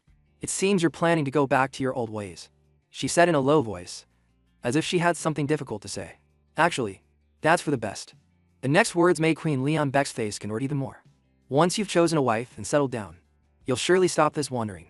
Suddenly, Queen Lianbeck's brow furrowed tightly as she declared, "Trust your mother. This time, I will definitely find you a worthy wife." As soon as she finished, she gave Rian no chance to reply, and turned to leave. I don't know what to say anymore. A month later, he summoned Adelia Bayan to his room. "So, I will also have mana?" And Rian Lianbeck smiled and nodded. "That's right. A very special kind of mana." No sooner said than done. A sea blue magic appeared in the palm of his hand. As soon as he stimulated the energy flow within Adelia, it turned yellow. Though the world has completely forgotten the sword elector, I have forgotten nothing. The footsteps she left behind, the sword dancing on her fingertips. The soul of the sword elector cradled Adelia in its arms. And what a true swordsman does not lack is the majestic beat of her own heart. When the mana was fully absorbed, the system displayed a notification. Adelia Bayan has sense mana. And Rian nervously waited to see the next result. You have successfully engraved mana onto Adelia Bayan. The mana has successfully taken shape in her body. At that moment, her eyes opened wide, full of light. A mana heart has been created. Adelia's cheeks flushed with astonishment. She whispered a question. "Is this mana?" And Rian calmly and clearly explained. "What you just did is the method of forging a mana heart. From now on, practice on your own whenever you have time." After this, he was so exhausted he fell directly to the ground. "Your Highness." Adelia saw this and called out in alarm. "Are you alright?" And Rian knelt down but was still quite lucid. "I can't believe I'm in this state just from creating a mere mana heart." He tried to sit up and shook his head reassuringly. "I'm just a little tired." Her eyes were fixed on Aniran's back as she asked, "Why must you go to such lengths for a lowly person like me?" "It's difficult." Without letting Adelia ask further, he casually sent her out. "It's fine. You may leave." After waiting for a long time, Adelia still hadn't left. "Why are you looking at me like that?" To his surprise, she bowed her head, her voice firm and resolute. "I will be loyal to you for the rest of my life." Hearing these words, he was very pleased. "Just don't forget that I am your master." Her eyes sparkled, and with her hands clasped together, she replied, "Yes, yes, yes, yes, sir." With that, Rian turned and left, a chilling thought suddenly crossing his mind. "I'm afraid you will forget." His face darkened as he emphasized one word to himself. Truly, as time passed, a few days later, Kus came to see Andrian with no small amount of caution. "Your Highness, regarding Ern Stan Shingen, I heard he is being held by the Royal Guard as a witness to the recent commotion. It seems no one is allowed to see him until the trial begins." This made him quite curious, and he asked, "A trial?" And Rian Lianbeck's face showed clear boredom. "Don't tell me I have to attend this trial too." He quickly replied, "The royal family doesn't have to go to trial." "Hey." A smile spread across Aniran's face. "Good news." He was already showing his boredom. "But a trial? They're really making a mountain out of a molehill." Seeing Adelia on the other side, and Rian had something to ask. "Adelia, continue. How is your condition, sir?" She was startled and paused for a second. "What do you mean, sir?" He propped up his chin and questioned. "Your mana heart, has it stabilized?" Adelia Bayan understood upon hearing that. "Yes, it has, Your Highness," as if receiving a signal. And Rian sat up and said, "Good. From today on, you will join me in training. Go change and meet me at the training ground." Seeing her hesitation, he cleared his throat to remind her and threw away the cleaning rag. "You're a knight now." A moment later, Andreon was warming up at the training grounds. Just then, a familiar voice rang out. Well, what do you think you're doing? The sight of Belvin Hat's face annoyed him. Can't you see? I'm warming up. He growled, interrupting. Not you. Belle's gaze shifted to where Adelia was running desperately. I'm talking about that girl. Understanding his meaning, Andreon became a bit more composed. Haven't you heard the rumors? Uncle? I'm training her to become a knight. This only enraged Belle further. Is the title of a knight so trivial to you? Considering the current situation, how can you be so reckless? The angrier he got, the more Andreon's blood boiled. Since when did you become so nosy? If you despise it so much, why do you keep coming here to ask? Just then, Adelia ran over from a distance. Your Highness. She collapsed to the ground, gasping for breath. 10 laps. Completed. When Belle saw Adelia look his way, he quickly turned away. She looked a little worried. Your Highness. I'm sorry. It's because of me. Andreon brushed it aside and said, forget it. Take this. Today, I'll just teach you the basic stances. He immediately demonstrated a series of sword moves in front of Adelia Ban. First, take your stance, and swing the sword like this. After finishing the move, Andreon ordered, now, you try. She struggled to hold the wooden sword in her hands. Like this. Suddenly, Adelia's eyes widened. A hidden sharpness was revealed. Her sword strike was skillful, and her footwork was fluid. This made a strong impression on Belvin Hat. Even Andreon was stunned. She copied it that perfectly after seeing it just once. Adelia then turned and asked timidly, was my form correct? A sense of unease grew within him. Wait a minute. If I let my guard down, she'll surpass me in the blink of an eye. The slave mentality trait means submitting to the strong, not respecting the weak. I was already uneasy because of how that bastard prince treated her in the past. At this point, a terrible scenario flashed before Andreon's eyes if she were to surpass him now. He glanced sullenly over at Belle. His face was full of delight. I never expected her to possess such talent. He couldn't help but snap at Belle. What do you think you're doing? Andreon, filled with jealousy, warned, don't you dare covet her. Hearing this, the corner of Belle's mouth twitched. What can you possibly offer that child? You're just a novice who's only been holding a sword for a few months. He flared his mana and emphasized, you can't control her. Those words were like a thorn piercing Andreon. He bit his lip, thinking to himself, if it were that bastard, he would have trembled and backed down immediately. But I am not him. Andreon Leon Beek's eyes blazed as he retorted, if I can't control her. His mana heart flared within his chest. He spoke with firm conviction. Then no one can. For one simple reason. Because we, have drunk the blood of the giant king, of the mad dragon, and of countless other beings. The essence of Andreon is Ron. His eyes transformed. System confirmation, a part of the soul, has manifested according to the user's will. The mana surrounding him changed. Even Belle could feel the immense pressure radiating from him. Andreon faced him, emphasizing each word. She is truly mine. Facing Belle, Andreon stressed again. She is mine. Do not look at her, and do not covet her. I truly hate it when someone takes what belongs to me. His face darkened, but he didn't reply. Unexpectedly, his eyes began to glow red with fury. Andreon Leon Beck let out a long breath. He began to feel strange inside. My sense of reality is fading. I can't feel any vitality or life. Only a sense of coldness and darkness fills me. Is this an omen? Andreon was filled with dread. At this rate, this weak body will be devoured by Rellen's soul. Just as his consciousness began to fade, something snapped him back to his senses. He directly confronted Ron. That's enough. Once and for all. Andreon would tame his own primal instincts. Belle's foot stomped down forcefully on the ground. He lectured in a deep voice. An ordinary knight can save the lives of 10 soldiers. An excellent knight can save the lives of 100 soldiers. Belvin Hat's eyes turned to the bewildered Adelia. That child could potentially save 1,000. Or even more. Even more. Soldiers. Hearing this, Andreon rubbed his chin. Is that your belief? For the greater good. The belief of the commander of the northern border. However, Andreon put on an indifferent expression and declared, I don't care. Belle's expectations were shattered, even if she could save countless people. Suddenly, Adelia Bay and spoke softly. Baron Belvin Hat. She resolutely thumped her chest and declared, my body and heart already belong to His Highness. I cannot follow your words. Baron. Her words left Belle momentarily speechless. Andreon stood aside, thinking smugly, it was worth bringing out my soul. The slave mentality compels submission to a higher ranking being. He took advantage of the moment and said, you heard her. And uncle, isn't it true you have nothing left to teach me? The goal from the beginning was just to help me lose weight. After all, if you want to keep coming to my palace, then from now on, don't interfere in my affairs. He could only grit his teeth and concede. Understood. Even after that day, his uncle continued to visit the palace every single day to supervise Adelia. although he couldn't do anything because he was forbidden from nagging or interfering. This gave Andre a new small pleasure. Watching his arrogant uncle so restless quite entertaining.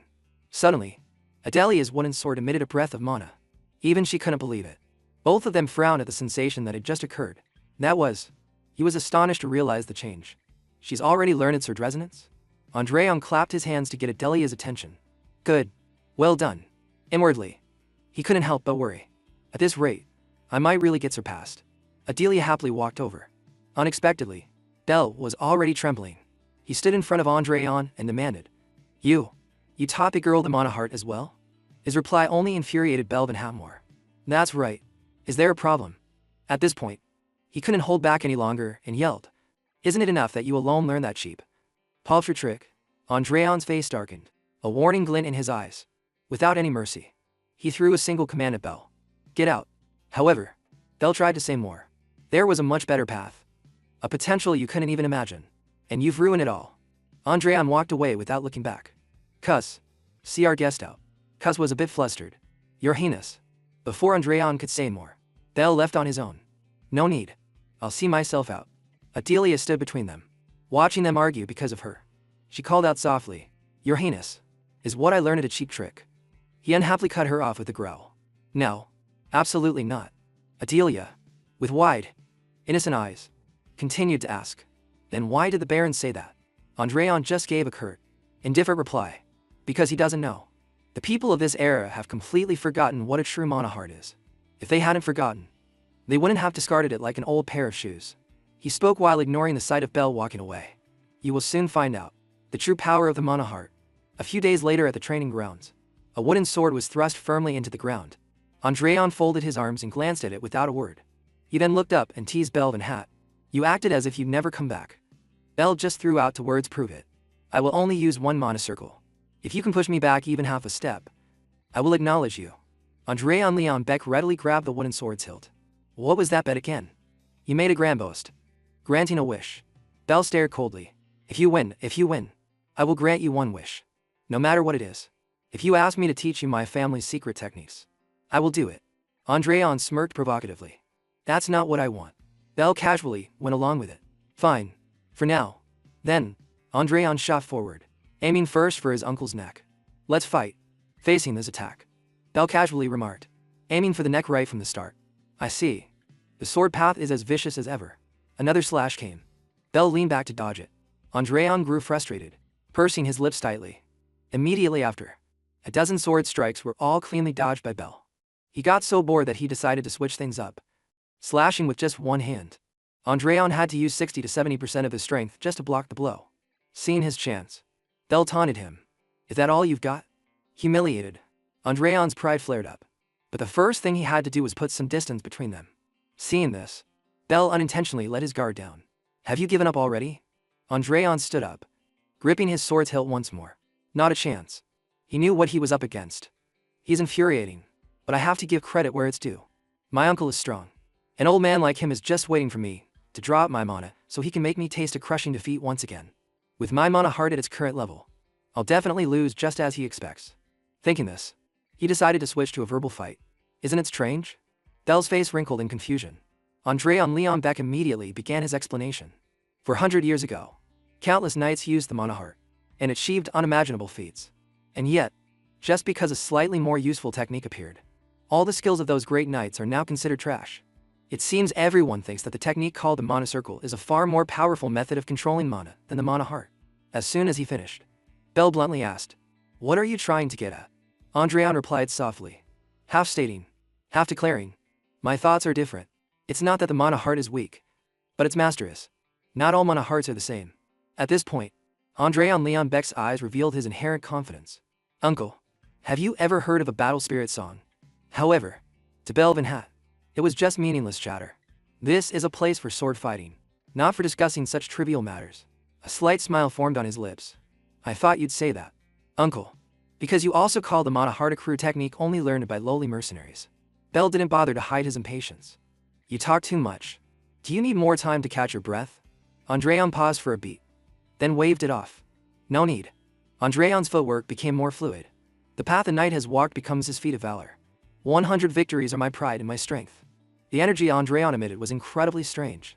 Even Bell had to be wary. What? System confirmation transformation acknowledged. I sing the song of 100 victories before 20 trainees who dream of becoming knights. This feat, engraved upon my heart, is called an achievement, and an engraved achievement becomes a battle spirit song. A battle spirit song has been created, hasn't it? Now, something that has never happened before has occurred. Battle spirit song. Common grade. Song of combat has been created. A small, insignificant achievement that I have built over the past 6 months. The effect of the song of combat has been activated.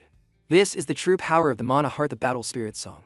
The system displayed a notification: the effect of the song of combat has been activated. Facing Andreon, Bell remained firm in his belief. It doesn't matter what you do. He frowned, dismissing all of Andreon's notions. As long as you possess a Mana Heart, you can never defeat a Mana Circle. Unexpectedly, Andreon Leonbeck paid him no mind and charged forward with his sword. As he closed in, Bell was slightly surprised. Suddenly, Andreon's heart twisted in pain. Indeed, the mana from the circles has the property of causing a backflow through the Mana Heart. He gritted his teeth and endured. His face grim. He almost failed. Bell smirked, inwardly pleased. He continued to verbally assault Andreon's thoughts.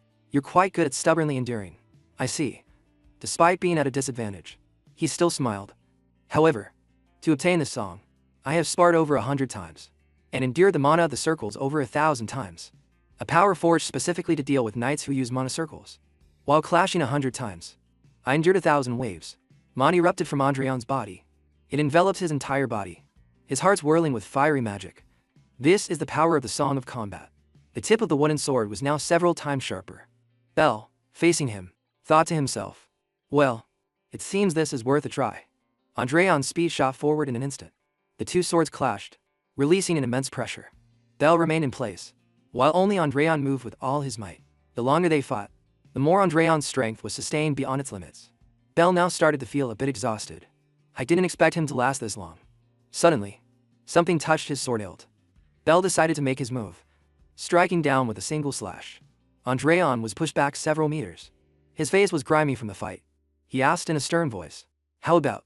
But before he could finish, Andreon cut him off. I told you so. Not all Mana Hearts are the same.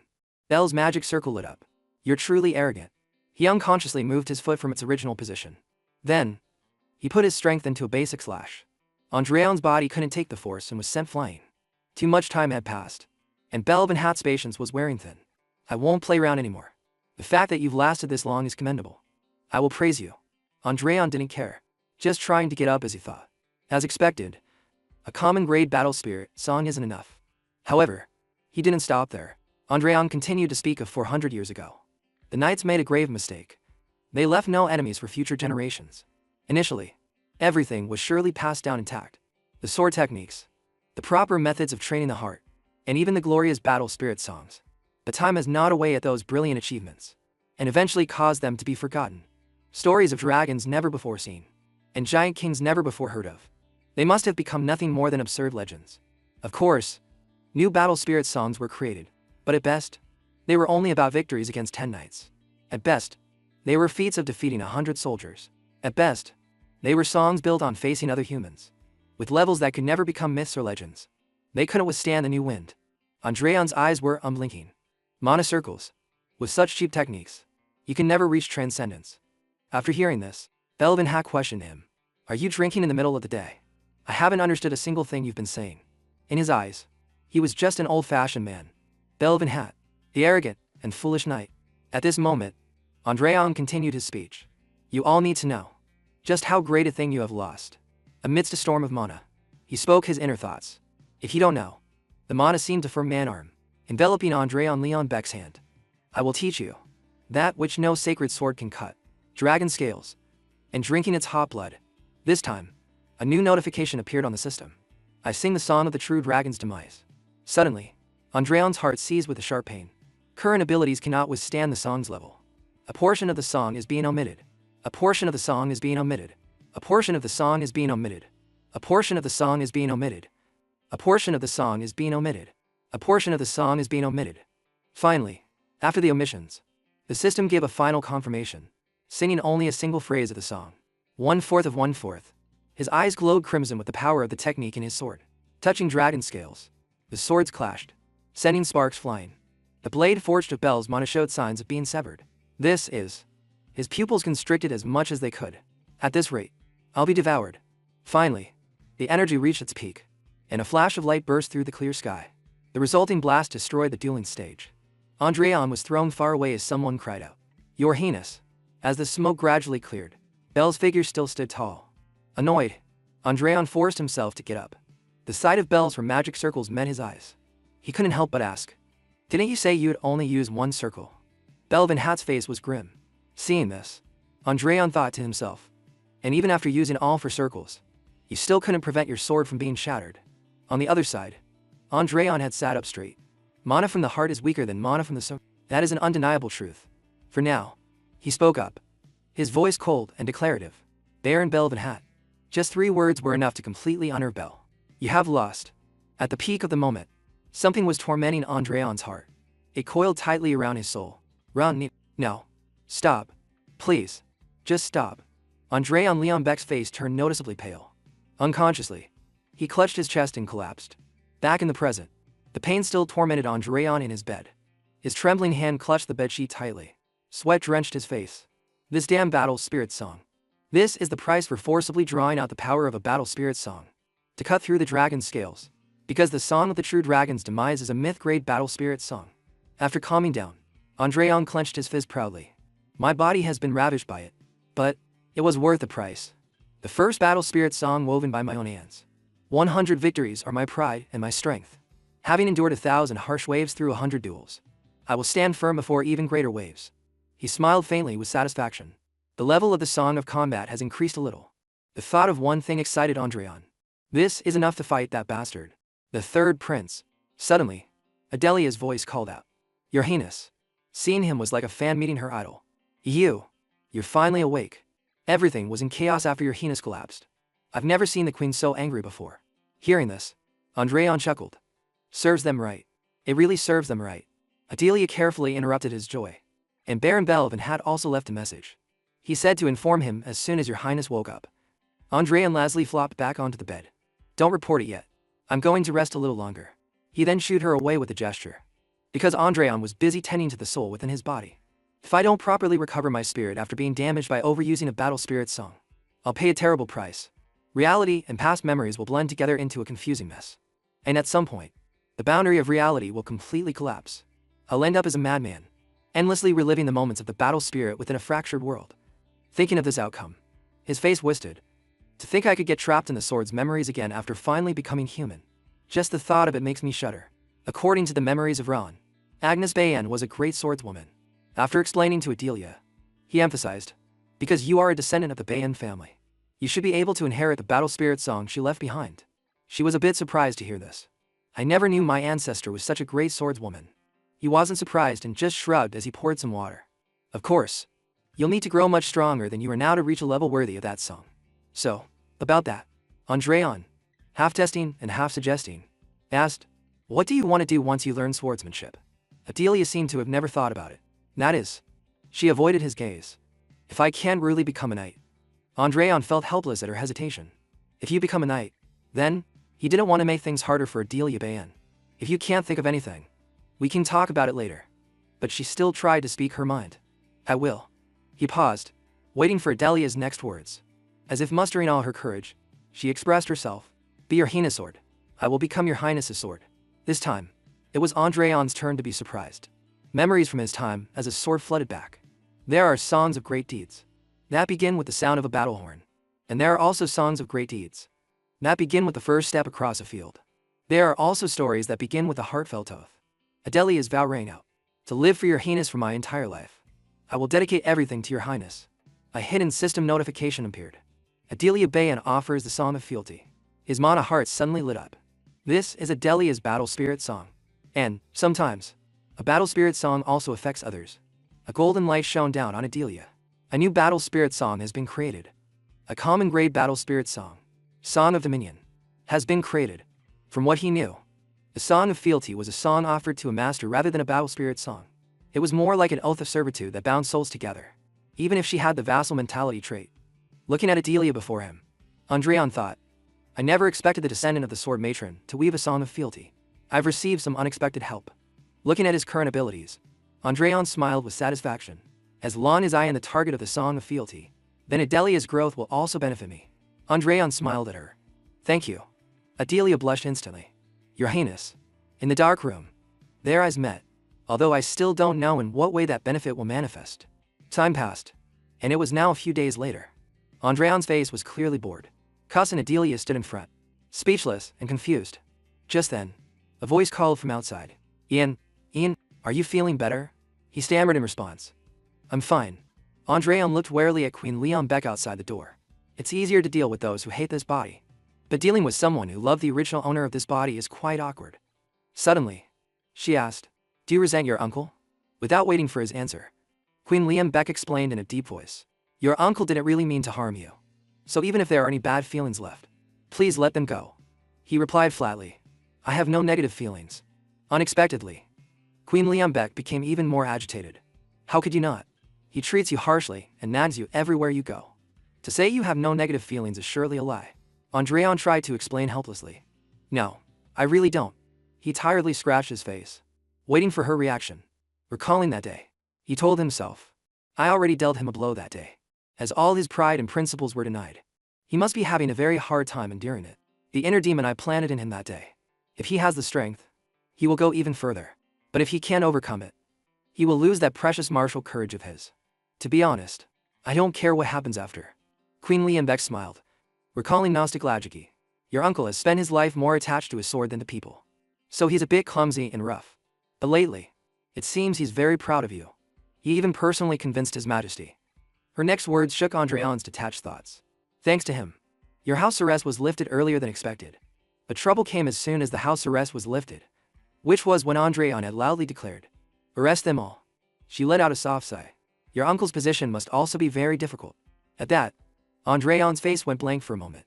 Is that why he seemed so displeased? Andreon rubbed his chin, thinking for another moment. But a big question popped into his head. Why would that man do that for me? After the day Queen Leon Beck visited, another old man appeared, the scholar Nicola Maki-Del. He smiled like a salesman. Your Highness. Andreon felt a chill and bluntly cut him off. I absolutely refuse. Cousin Adelia stood silently to the side, observing. Unexpectedly, he used his old trick, throwing himself on the ground and wailing. Really? Why do I have to study?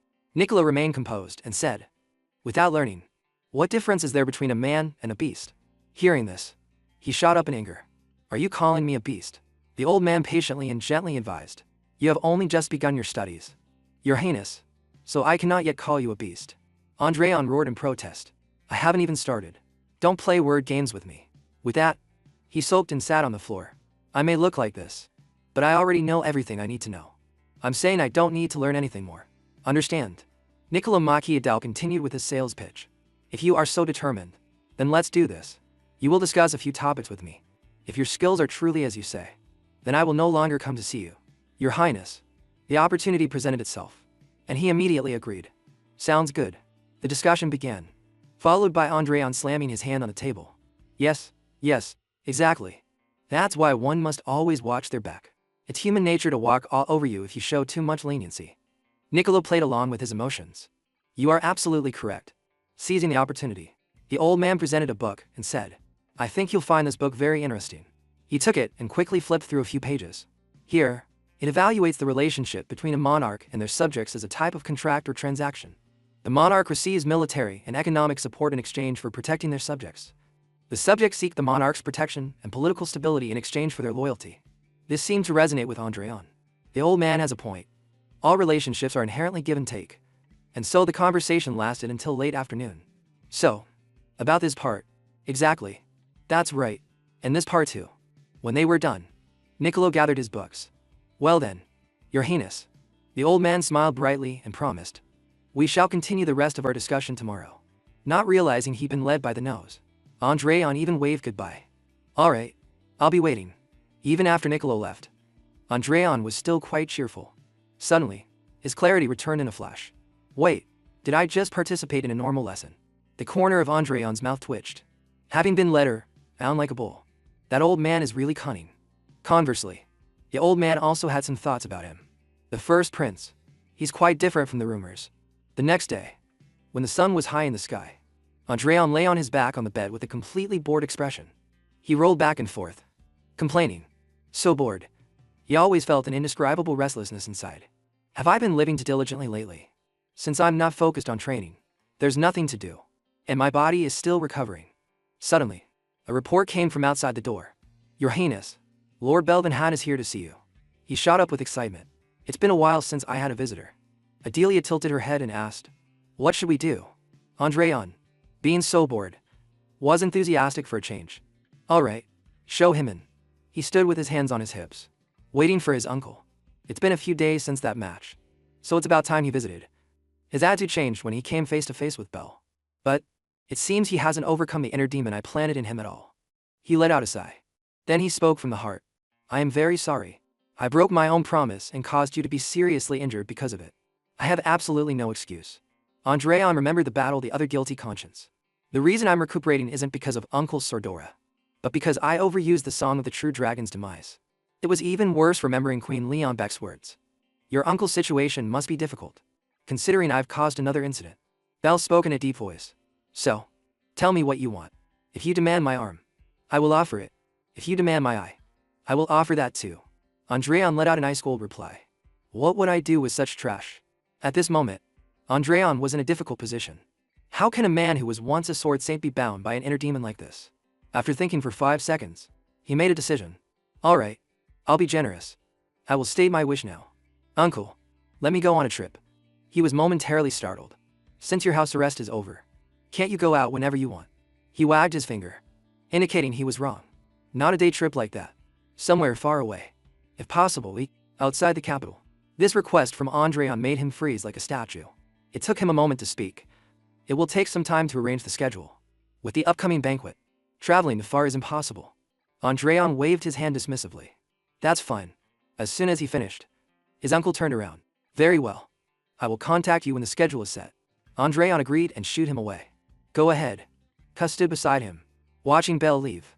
Seeing that he had something to ask, Andreon asked directly. What? What is it?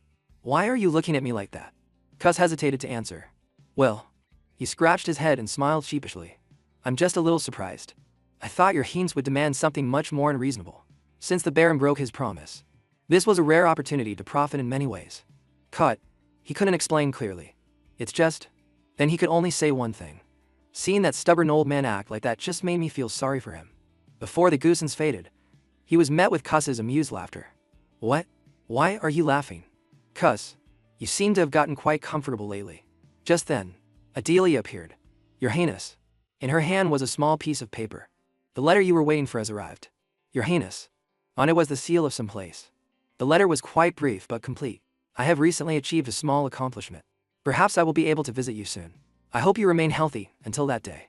From Arwan Kurgan. Reading the last few lines, Andreon smiled faintly. The news arrived right on time. About 5 days later, his uncle sent the good news. And 2 days after that, the day of departure arrived. The carriage procession left the city gates. Andreon was like a 5-year-old, leaning out the window. Uncle, what's the name of the domain we're visiting? Eileen? Ellen? Belvanhat's eyebrows knitted in warning. Can't use it still? But seeing him so excited, he retracted his words. I will explain. So please come inside. The story began in a time long past. The barony of Ellen. It is the largest weapons workshop of the royal family. There are iron mines in the domain that provide high-quality iron ore, and a guild of talented blacksmiths to refine it. It's no exaggeration to say that more than half of the weapons supplied to the royal family come from Ellen. Andreon Leonbeck's eyes lit up. Perfect. He excitedly considered the new possibilities in his head. My strength has improved a lot, so it's time to find a sword for myself. Initially, I was just going to grab a decent sword from the royal armory. But then the keepers told me, forgive us, Your Highness, but due to a royal decree, we cannot issue any weapons to you, Your Highness, because of the powerful words uttered by Emperor Leonbeck. Know that you will be severely punished if you let that brat touch a sword again. Andreon was startled by the memory of the original owner being impaled by Ron due to his mischief. The more he thought, the more helpless he felt. Considering this guy's notorious record, it's only natural. But, anyway, that means if I want a decent weapon, I have to find it outside the royal palace. Andreon paused, glancing furtively at Belle. A thought crossed his mind. He's surprisingly thoughtful for someone with his appearance. Belle reminded him. It's too noisy. Close the window. He shouted in protest. What? No way. And so, the 20-day journey had just begun. Forced to sit still in the carriage, Andreon decided to stabilize the magic power within him. It's about time I refilled it. Using the sway of the carriage, a cool breeze passed by. The voices of the knights echoed from outside, gathering the tiny mana motes hidden in the space. If I fill this empty mana heart. Slowly, the mana pulses gathered inside his heart. Suddenly, Andreon Leon Beck sensed a small conflict. Huh? He was surprised even in his subconscious. When did my mana heart become this large? A new notification appeared on the system. You have attempted to perform an extraordinary feat beyond your capabilities. And you have witnessed a part of that immense will. After reading this line, he thought to himself, this must be the effect of forcibly using the Song of the True Dragon's demise. Suddenly, a light emanated from Andreon's chest. That effort has been reflected in your body. Your mana heart has expanded.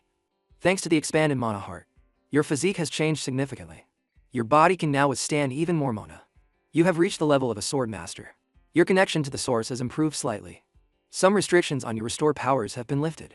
The power of clairvoyance has been significantly improved. The power of clairaudience has been significantly improved. From Adelia's perspective, she only saw him behaving strangely. Your Highness? Unexpectedly, he didn't care and just flailed his arms and legs. After finishing his martial arts display, Andreon clenched his fist in excitement. I've taken another step forward. The group of people and horses had reached their first destination, the county of Elend. As soon as Andreon stepped down, someone came to greet him. I cannot express the honor of meeting you in this way. Your Highness. The two men in front of him bowed respectfully. Ijui of the Elend family greets you. Torrance, the eldest son of the Elend family, greets the first prince. Your Highness. He led the procession, replying politely, thank you for the reception. Ijui smiled politely and said, you must be tired from the long journey. I will lead you to your rooms first. Andreon didn't answer right away, his worry showing as he looked around. Andreon Leonbeck made a few observations in his mind. They say this is a weapons manufacturing site, and as expected, the entire mansion is filled with all sorts of weaponry. However, they are all low-grade items. All show and no use in actual combat. As he walked in with Iji, he was still looking from side to side. Andreon looked a bit annoyed. Looking at this, it seems difficult to find what I need here. Unable to hold back any longer, he asked directly, you said the Blacksmith Guild is in this domain, right? The man heard and replied conveniently, yes, that is correct, but, taking the opportunity, Andreon directly suggested, I want to go there and take a look. A moment later, someone's footsteps became more hurried. Ija had already taken him somewhere. The nature of blacksmiths is that they are all rude and conservative. When their work reaches a climax, they often ignore even the Lord when he visits, and the words they utter are as cold and rough as the iron blocks they are handling. Therefore, even if you feel offended, please consider it the spirit of an artisan and forgive them graciously. It seemed Andreon Leonbeck didn't hear a word. All he saw now was fire and the sound of hammers ringing out. Stepping inside, Thija acted as the host and introduced. The heat from the forge is immense. If you feel uncomfortable, please, let me know. Your Highness. Andreon was still overwhelmed. The sound of hammers striking iron echoed throughout the space. Seeing him about to do something, the man was a bit confused. Your Highness? As he moved step by step into the forge, Andreon seemed to blend in with it. The fire roared, the bellows puffed, and the blacksmiths were swinging their hammers onto the iron blocks. The heat unintentionally made him sweat profusely. However, among them, what he was interested in gradually came into view. There was a strangely clear sound. Andreon stopped in front of a diligently working blacksmith. The man was old, but his enthusiasm and the force of his strikes did not wane. The scene before him was captured in his eyes. The image of Ra'an appeared in his mind. This is it, the first memory I clearly remember. Suddenly, a handkerchief was used by someone to wipe the sweat from his brow. Andreon looked over and saw Adelia Bayen. Your Highness, you're sweating too much. Only then did he realize it. Then he turned away, refusing her concern. He continued to watch the old man forging the sword. The head blacksmith gathered the workers to meet Andreon. These humble ones greet the first prince. Your Highness. Thijua continued. This man's name is Jackson. He is the one running the guild at this time. He didn't seem to care. I see. However, Andreon was only focused on the old man hammering the sword. Thinking he was displeased, Jackson angrily shouted, You, what are you doing? Stop what you're doing, and bow to His Highness. Unexpectedly, this angered Andreon. You're too loud. His eyes showed clear annoyance. The group of blacksmiths fell silent, not daring to say anything. The red-hot sword also smelled of smoke. He turned his head and looked around. It was clear they were forced to come here while working. He thought for a moment and then reminded them. Doing things I didn't even command. The iron will cool. Unless you also want the fire in the forge to go out. Just keep standing there. As soon as he finished, the group of blacksmiths quickly dispersed. What are you doing? Hurry up and grab your tools. Pump the bellows. They left, leaving Andreon standing there observing. The space around him seemed to freeze. The man in front of him still hadn't stopped. The old man's hammer strikes were steady, not missing a beat. Andreon had no intention of disturbing him, just observing his every move. In his eyes, the light from the sword was imprinted. It was as if fire surrounded everything. The sword blade naturally glowed brightly. His gaze was focused solely on the man. The more he sweated, the faster he breathed. Andreon wondered, just what is this feeling? The tour of the workshop ended, and DJ saw Andreon outside. For whatever reason, he has been repeating the process of forging swords and then melting them down for the past 6 months. Hearing this, he became a little curious. Are they defective products? The Mound shook his head sadly. It's hard to say. The story was slowly recounted by Xie. The swords he makes are all considered masterpieces, which is why he is called the Master Swordsmith. Even the swords he has made so far, to me, absolutely perfect. It's truly a mystery why he melts them all down. The more he spoke, the more his confusion and regret became apparent. Moreover, for the past month, he has barely slept and has only buried himself in his work. Since he's no longer young, we can't help but worry. Andreon said no more, just took a step towards the mansion. A true artisan. Many days had passed since then. His Highness would go to the forge early every morning and only leave late at night. During that time, the old man simply continued his daily work, and His Highness just quietly observed him. Contrary to the tension from the rumor that the first prince was coming, it was surprising that no incidents occurred.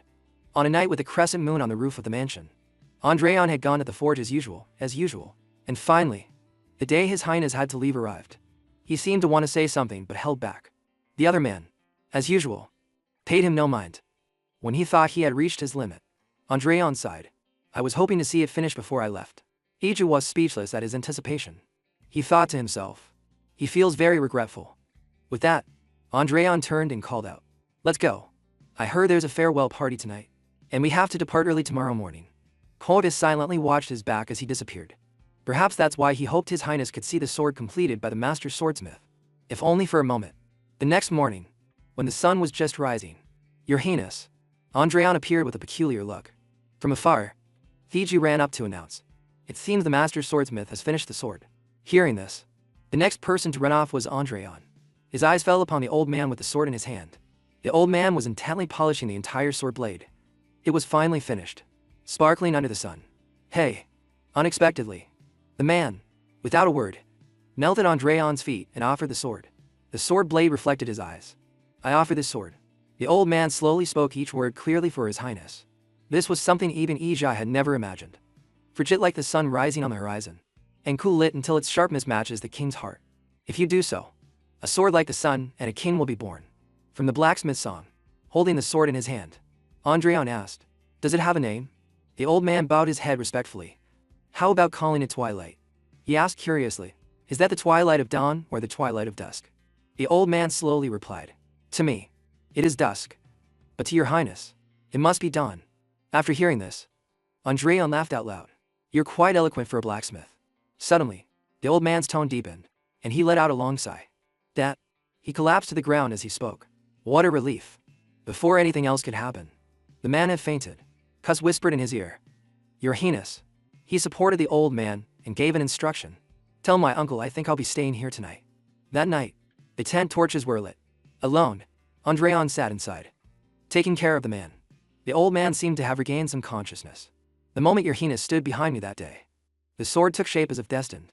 The sword itself decided the day it would be born. He crossed his arms, a slight smile on his lips. Is that what you think? Andreon's face darkened as if he wanted to say something. The truth is, he then leaned over and whispered into the man's ear. The old man was startled upon hearing it. 3 seconds later, he shouted out, My goodness.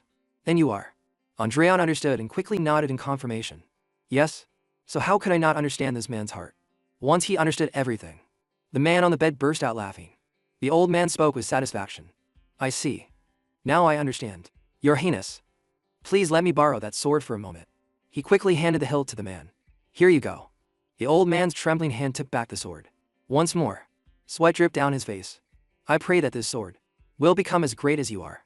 Hearing this, his heart seemed to skip a beat. Andreon grasped the man's hand firmly. It certainly will be. And then, what was meant to happen, happened.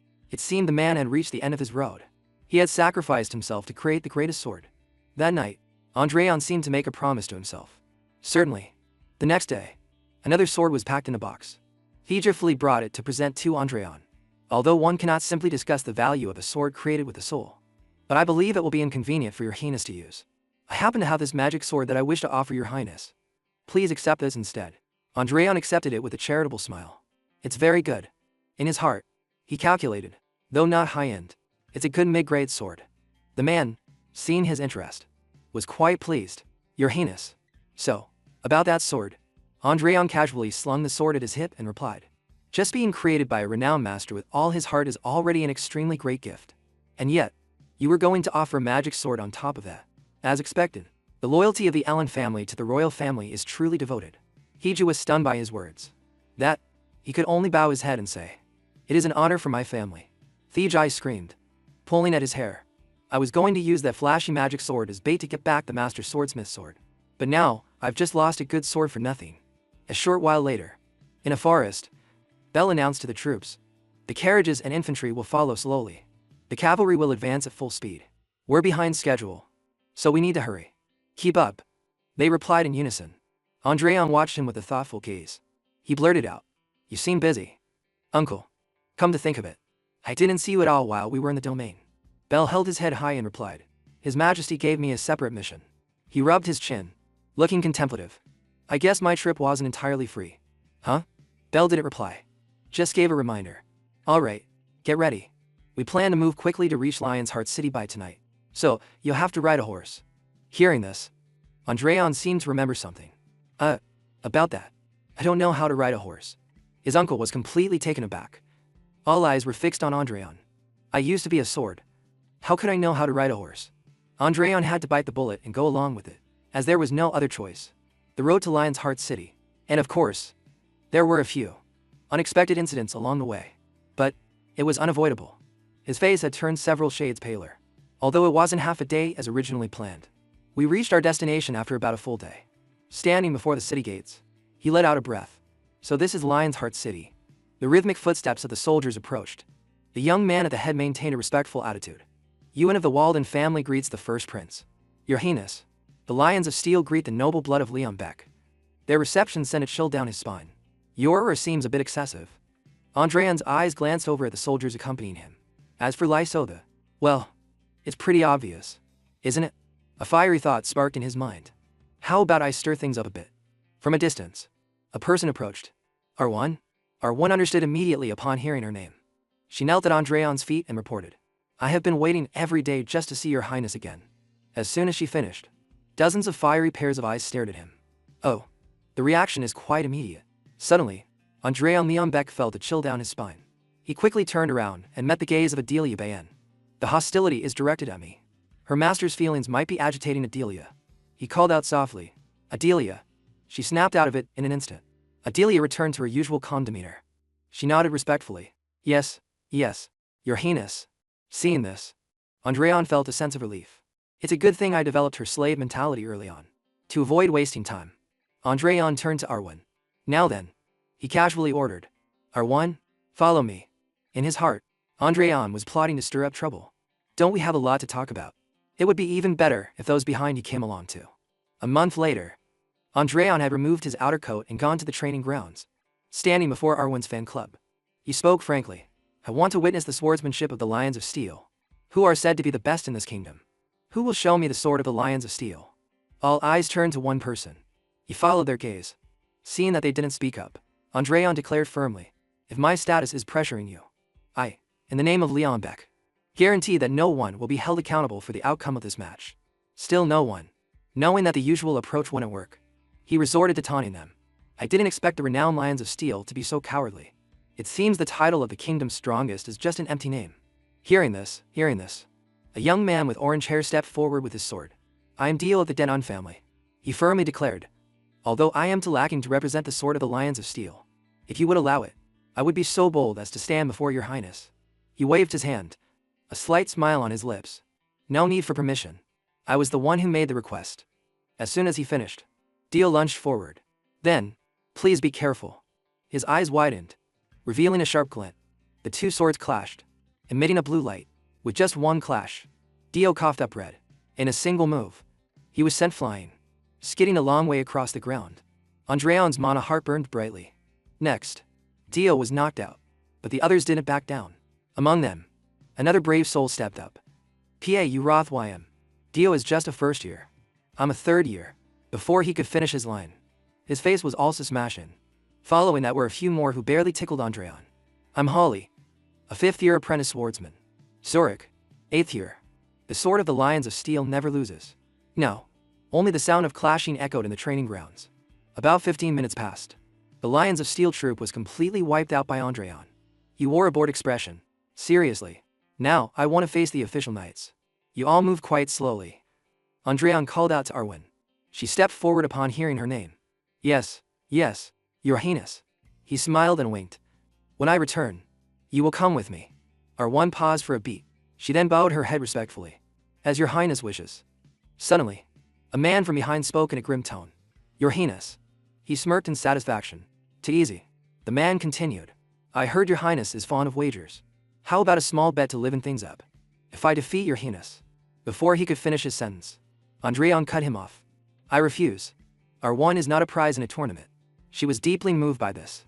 "Your Highness." Andreon threw his wooden sword to the ground and made a different offer. "How about we bet something else instead? Gus, bring the sword." He reached for the sword and said, if you win, you win. I will give you this sword right here." Arwen was quite surprised by his boldness. The other man was just as startled. She intentionally ran over to stop Andre on Leonbeck. "Your Highness, I should be the one." He casually cut Arwen off. "You are 100 times, 1,000 times more precious than this sword." The reason was that he always believed in his heart, because the value of a swordsman cannot be compared to a common sword. The man excitedly nodded. "Very well. Your Highness." He drew his sword and announced his name. "Denham of the Fahrenheit family. I am an official knight of the Lions of Steel Knight Order, and on the verge of reaching the third circle." He casually gave a thumbs up. "So you mean you're still only at the second circle?" The man was speechless with anger. Putting that aside, Denham held his sword high. "This sword is the 17th work made by the artist and known as the Master Swordsmith. If you win, this sword will belong to Your Highness." He laughed upon hearing the familiar name. What a coincidence. Andreon quickly drew the sword that the old man had given him. Then he revealed a stunning fact. "I also happen to have a sword I received from that master." He emphasized each and every word. "It is his 100th work." Denham was now a little hesitant. "I have never heard a rumor about that master making a 100th sword. Based on this." Andreon pushed harder. "I guess not. It's his final work. Just completed a few days ago." The man was now a little angry. "Very well. Although Your Highness is walking a misguided path of the sword, I can see the ceaseless efforts invested in that path." The praise only amused Andreon more. "A misguided path, you say? To show a little respect for that, I will give my all in this match." His mana heart flared up once more. How trivial. This position was never something to be called my own in the first place. The respect directed towards me is the gaze of the people I have gathered. It can only be described in one word as long as it comes from my people. That is enough. With that, Andreon spoke in a low voice. "Adelia, watch closely." She was too surprised to react in time. "Yes. Huh?" An unprecedented amount of mana erupted from his body. Andreon Leonbeck firmly emphasized each word. "This path is the one you must walk from now on." Adelia obediently nodded. Yes. The connection between her and Andreon was completed in an instant. Adelia spoke with certainty. "I will definitely do so, Your Highness." In Yuan's room, steam rose from a teacup. "So," Bell sat opposite him and asked, "how many times have we visited Lion's Heart City?" Yuan crossed his legs and replied, "This is the 4th time." He rubbed his chin, pondering something. As far as Belvin Hat could tell, the 4th prince had no interest in the throne, so he certainly wouldn't come. The 3rd and 5th princes had visited while the 1st prince was under house arrest. Even the 2nd prince had just stopped by not long ago. Yuan placed his teacup on the table and said, "No matter how bad his reputation is, it's undeniable that the 1st prince is the legitimate heir to the kingdom." He angrily pointed his finger at Belvin Hat. "For things to have come to this, you certainly bear a great responsibility. If you, the commander of the 3rd Legion, had supported the 1st prince even a little, His Highness would not have become so isolated." He bowed his head and listened to all the accusations. "So why are you only now acting as his guardian?" Bell didn't deny what he said. "You are not wrong. I did once abandon my nephew. Not only an incompetent monarch, but also a tyrant. That was my nephew. One day, when I scolded him for being drunk on some poisonous drug, Andreon angrily and insolently shouted, Are you crazy? His face flushed red with anger. Unable to contain the rage in his soul, he had lunged at his own uncle with a sword. To Bell at that time, there was only one thought in his mind: a useless bastard. When I returned to the north in disappointment, my nephew sent me poise and wine. He even dared to call it a gift, along with a letter. Bell angrily took the poise and wine bottle in his hand. Without a second thought, he was determined to drink it all. When I used my mana to burn away that cheap poison he got from who knows where, I also burned away the last bit of family affection along with it. However, the bastard I thought would never change is now different. He endures harsh training and is getting stronger every day. Back in reality, Yuan was still gaping and questioning. Didn't you yourself say that the first prince must absolutely not become king? Bell's teacup reflected Andreon's smile. The boy of today is a completely different person from before. Because of that thought, he decided to humble himself for once. Give him a chance, at least so he can stand on the same starting line as the other princes. Not only that, but Bell also bowed his head before Yuan. I beg you. The man was almost 70 and had never seen such a sight. I really can't understand. I don't know if you or the first prince has changed. First, please raise your head.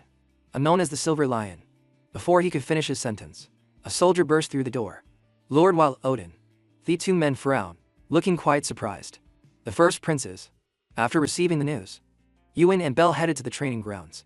No need to worry too much. Dunham knows when to stop, so nothing serious will happen.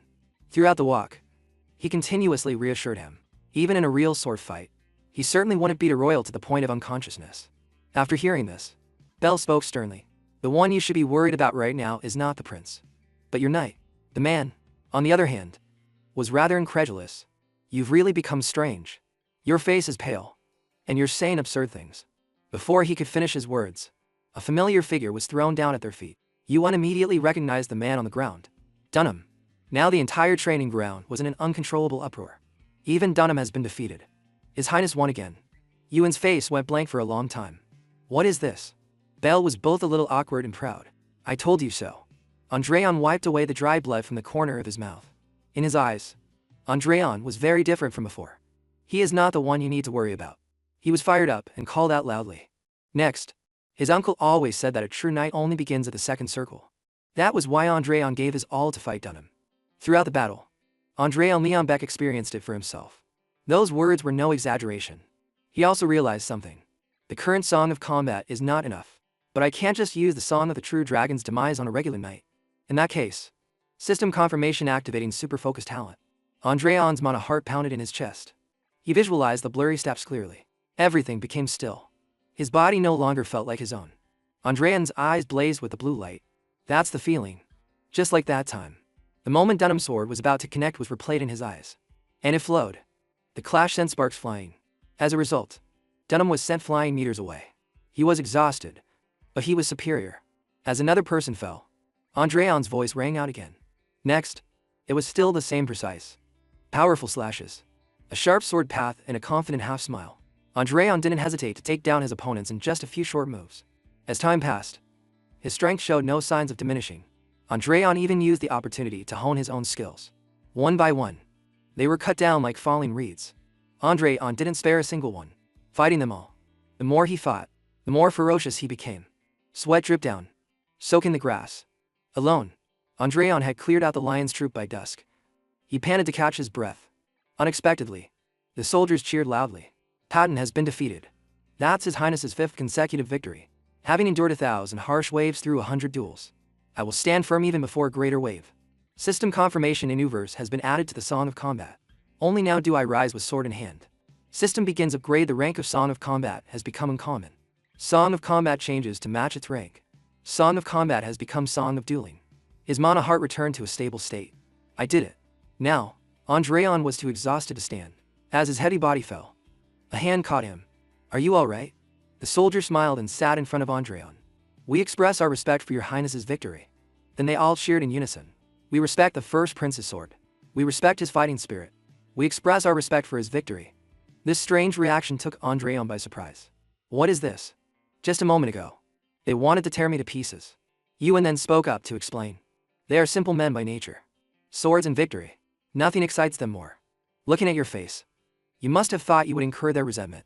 Bell walked up to him, his eyes filled with pride. A fair defeat is more valuable than a dirty victory. When both sides have fought their best, does winning or losing still matter? They looked a bit proud at the praise. Though, Denham will probably be a little regretful.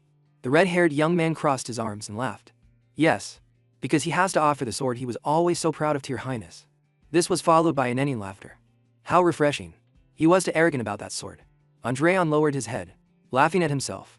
I thought everything I knew had been forgotten and abandoned along with the Mana heart. But it seems at least one thing hasn't changed. The feeling he thought he had lost, he can now enjoy again. The nobility in defeat and respect for the strong.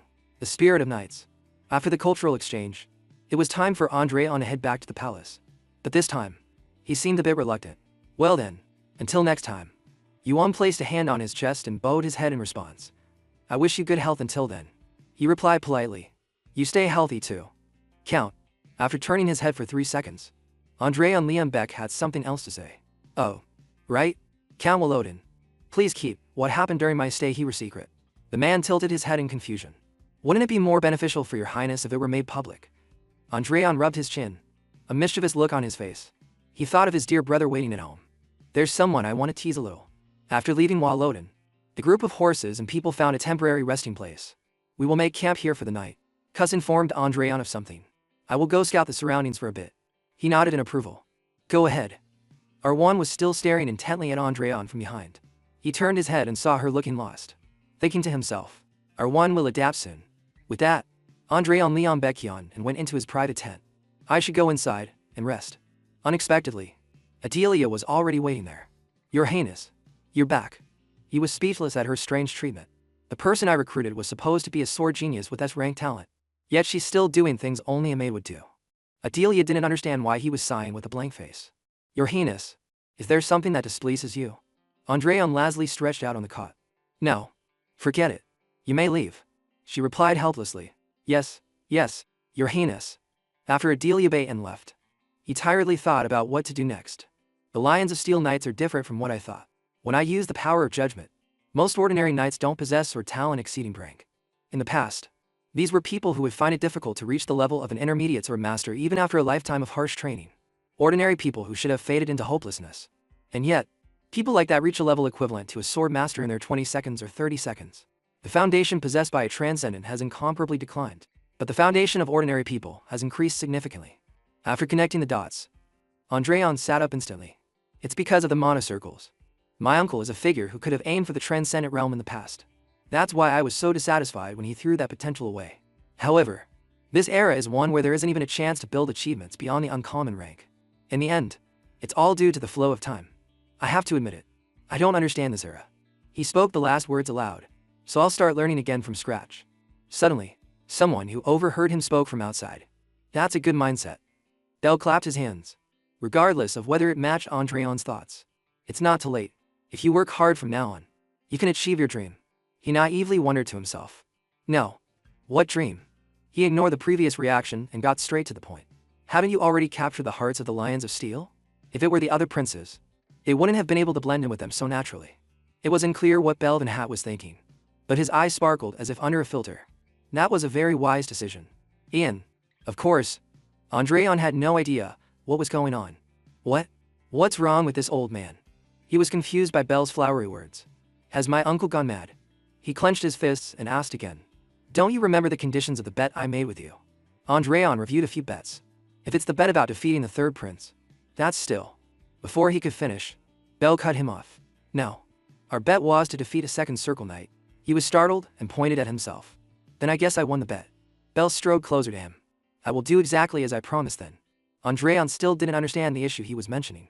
Surprisingly, Bell thumped his chest and declared, I, Belvin Hat, as a Count of the Kingdom and Commander of the 3rd Legion, will officially support the first Prince of the Kingdom, Andreon Leon Beck. Andreon cursed under his breath. What the hell is he talking about? Officially? Support? His quick mind finally caught up. Don't tell me. Belvin Hat was like the sun, giving a firm thumbs up. Just trust me. Andreon screamed internally. When did I ever say I wanted to be king? After that day, my uncle's declaration really became a bombshell. Everywhere in the castle were words of congratulations. Your Highness, congratulations. We sincerely congratulate you. This is truly a joy for the kingdom.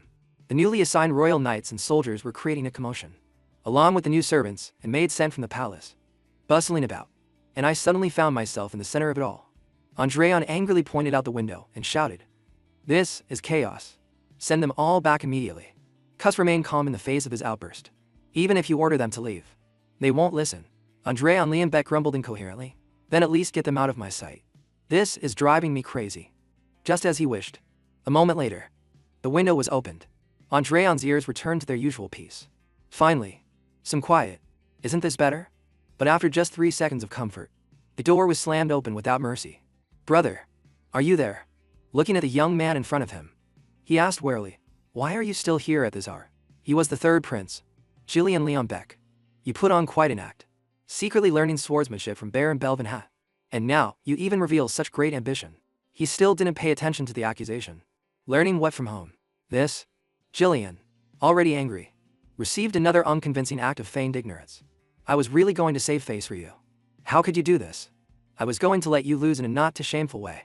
Andreon propped his chin up and looked at him like a has-not-nosed kid. Wonderful. I moved to tears. Gillian's face dark, and as he pointed at him, brother, you have made a very big mistake. Because I will make you pay dearly for deceiving me. This guy. And that guy too. I told them I have no interest in the throne. I need to find the mastermind behind this. The mastermind was present, and Andreon explained clearly. So, uncle, I will cooperate for a while. So please withdraw at the appropriate time. Because I have no interest in things like the throne. He gritted his teeth in anger. Why did you go and start everything on your own without discussing it with me first? Bell, however, seemed to understand and smirked. Are you worried about the house of Belvenhat? The Belvenhats are the shield that protects the kingdom from the monsters of the northern mountains. He continued his firm reassurance. As long as the royal family and nobility do not forget the harshness of winter, nothing bad will happen to the house of Belvenhat. He showed his displeasure but still replied.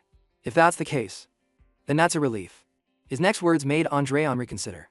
It's only a matter of time. It would have happened eventually anyway. Do you really not know the fate of a firstborn son who cannot inherit the throne? The situation won't change just because you keep running away. If you need time to accept reality, I will give you as much as you like. However, remember this well. The legitimacy of the firstborn will only disappear when you die. Andreon kept muttering even after Bell had left. I already said it. No matter how much time he gives me, I won't change. What I truly need to find are the powers and strength that have reached the transcendent realm. So there's no way I'd want something as trivial as the right to the throne. I'm sure I used to think that. At the royal hall, it seemed the banquet was being held. The announcement echoed throughout the room. The legitimate blood of the Leon Beck kingdom. The firstborn of the Leon Beck royal family. With his appearance, the calls continued. The first prince, His Highness Andreon Leon Beck, is entering.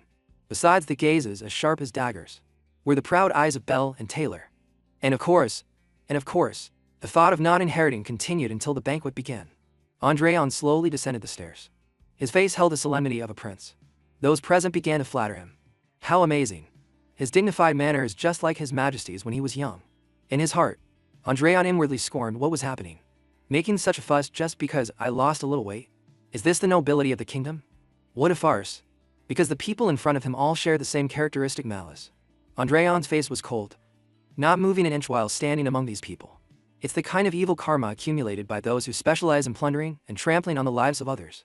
To think they all carry such filth within them. The only one worth paying attention to among them is, he walked past the people who were still discussing him. Seeing His Highness grow up like this, Andreon walked straight to Taylor and spoke enthusiastically. Taylor, since you're here, you should come and greet me. He also replied warmly. Your Highness, I apologize. I wanted to thank you for the invitation. Andreon observed Taylor and thought to himself. Those who may not have talent but are not corrupted. Yes, that's enough to be a vessel for the seeds I will plant from now on. The conversation was temporarily interrupted by a knight's command. Attention! Officially recognized by His Majesty the Emperor of the Borgo and Eni Empire. The Marquis of Montpellier of Borgo and Eni. Ambassador Jui Recti Borgo and Eni Montpellier is entering. Andreon's face froze when he heard the name. What? The one who appeared was the ambassador of the Borgo and Eni Empire. Jui Recti Borgo and Eni Montpellier. He had a smile on his face and slowly approached Andreon. Long time no see, Prince. His eyes widened in surprise. Memories of his past life were recalled. Borgo and Eni, the sworn enemy that my friend and I fought for a long time 400 years ago. Carrying the name that left countless scars on this country. He dares to stand before me. A noble accidentally tripped, and the wine in his glass went flying. Andreon's clothes were soaked. The noble quickly turned to apologize. Your Highness, are you all right? I was in such a hurry to greet you that I sincerely apologize. Your Highness. Andreon used his eyes like bullets to shoot at him. However, The truth was that his eyes were looking towards Juirek. The space gradually fell into a deathly silence. Andreon turned to leave with an announcement. I must go and change. The noble bowed his head in apology. This old body disobeyed and committed a great discourtesy. On this side, Gus was already waiting with the towel in hand. Yorheen, let me escort you. Andreon glanced at the person who had just spilled wine on him and asked, Who is he? Gus followed his gaze and quickly replied, That is the Marquis Bielefeld. Andreon took the towel and walked away, wiping himself. A smirk was on his lips. Bielefeld. So not all of them are rotten. Well, that cooled my head a bit. The night fell quickly. He was left alone, sitting in the darkness. The door opened once more, and the person who entered was none other than Bell. I heard there was an incident. His face was filled with worry. Bell approached while explaining. Marquis Bielefeld said you looked like you were about to cause big trouble. It seems he wasn't completely talking nonsense. Bell sat down on the chair next to Andreon. What on earth are you planning to do? Only then did he speak up to explain. I'm not that irrational. I just can't understand it. The treacherous Borgo and any family flaunting their power in the heart of the kingdom, and the nobles showing them sincere reverence. Something they don't even give to the royal family. The atmosphere tends to be called peace, and a relationship too oppressive to be called an alliance. A question was posed by him with a tense face. How on earth did the country end up like this? That made Bell fall into deep thought as well. It's not a particularly special history. In the past, the kingdom fiercely resisted countless invasions from the empire, but outstanding knights stepped forward to repel the empire. However, as time passed, the empire grew stronger and the gap widened. Before an empire that had become a great power, the kingdom ultimately had no choice but to kneel. Hearing this, Andreon's eyes suddenly widened as if he had understood something. Don't tell me. It was because of that thing? The story continued. Although it was a small nation on the edge of the continent, the kingdom once possessed something that allowed them to confront the mighty empire. From the founding of the nation, flawless achievements were accumulated. Some were common, some uncommon, sometimes heroic tales, sometimes legends, and even myths. Battle songs. Andreon saw the blue energy in his hand and thought sadly. We've lost all of that. After a while, he spoke again. Uncle, I've changed my mind. Bell was a little confused by the sudden statement. What do you mean? Andreon placed a hand on his chest and declared. Becoming king. I'll give it a try. Bell couldn't hide the surprise on his face. However, Andreon himself had already started thinking about how to achieve that goal. I might regret this decision, but it's something I must do. Time continued to pass, even as he was lost in thought. After all, I built half of this country with my own hands. The second day of the banquet, Andreon, in a completely new outfit, was walking down the corridor. The announcement of his arrival rang out majestically. The first prince, Andreon Leonbeck. His Highness is entering. The Northern Baron Belvin had his entering. Andreon's face was cold as he entered. Today, no one dared to approach him to start a conversation. Andreon looked at the nobles before him and thought, their etiquette is so sloppy. It's worse than how they treat a foreign noble. His expression didn't change in the slightest. Yet, old memories were being stirred in his mind. In the past, when my friend stood before all the people, no one thought he would become king, because he was just a country boy who ran away from some remote village. Even among those who had been deprived of everything and cast out, he was not of noble birth. His steps were slow but firm. His story was written from that very first step. Nevertheless, that young boy stepped forward before all the people.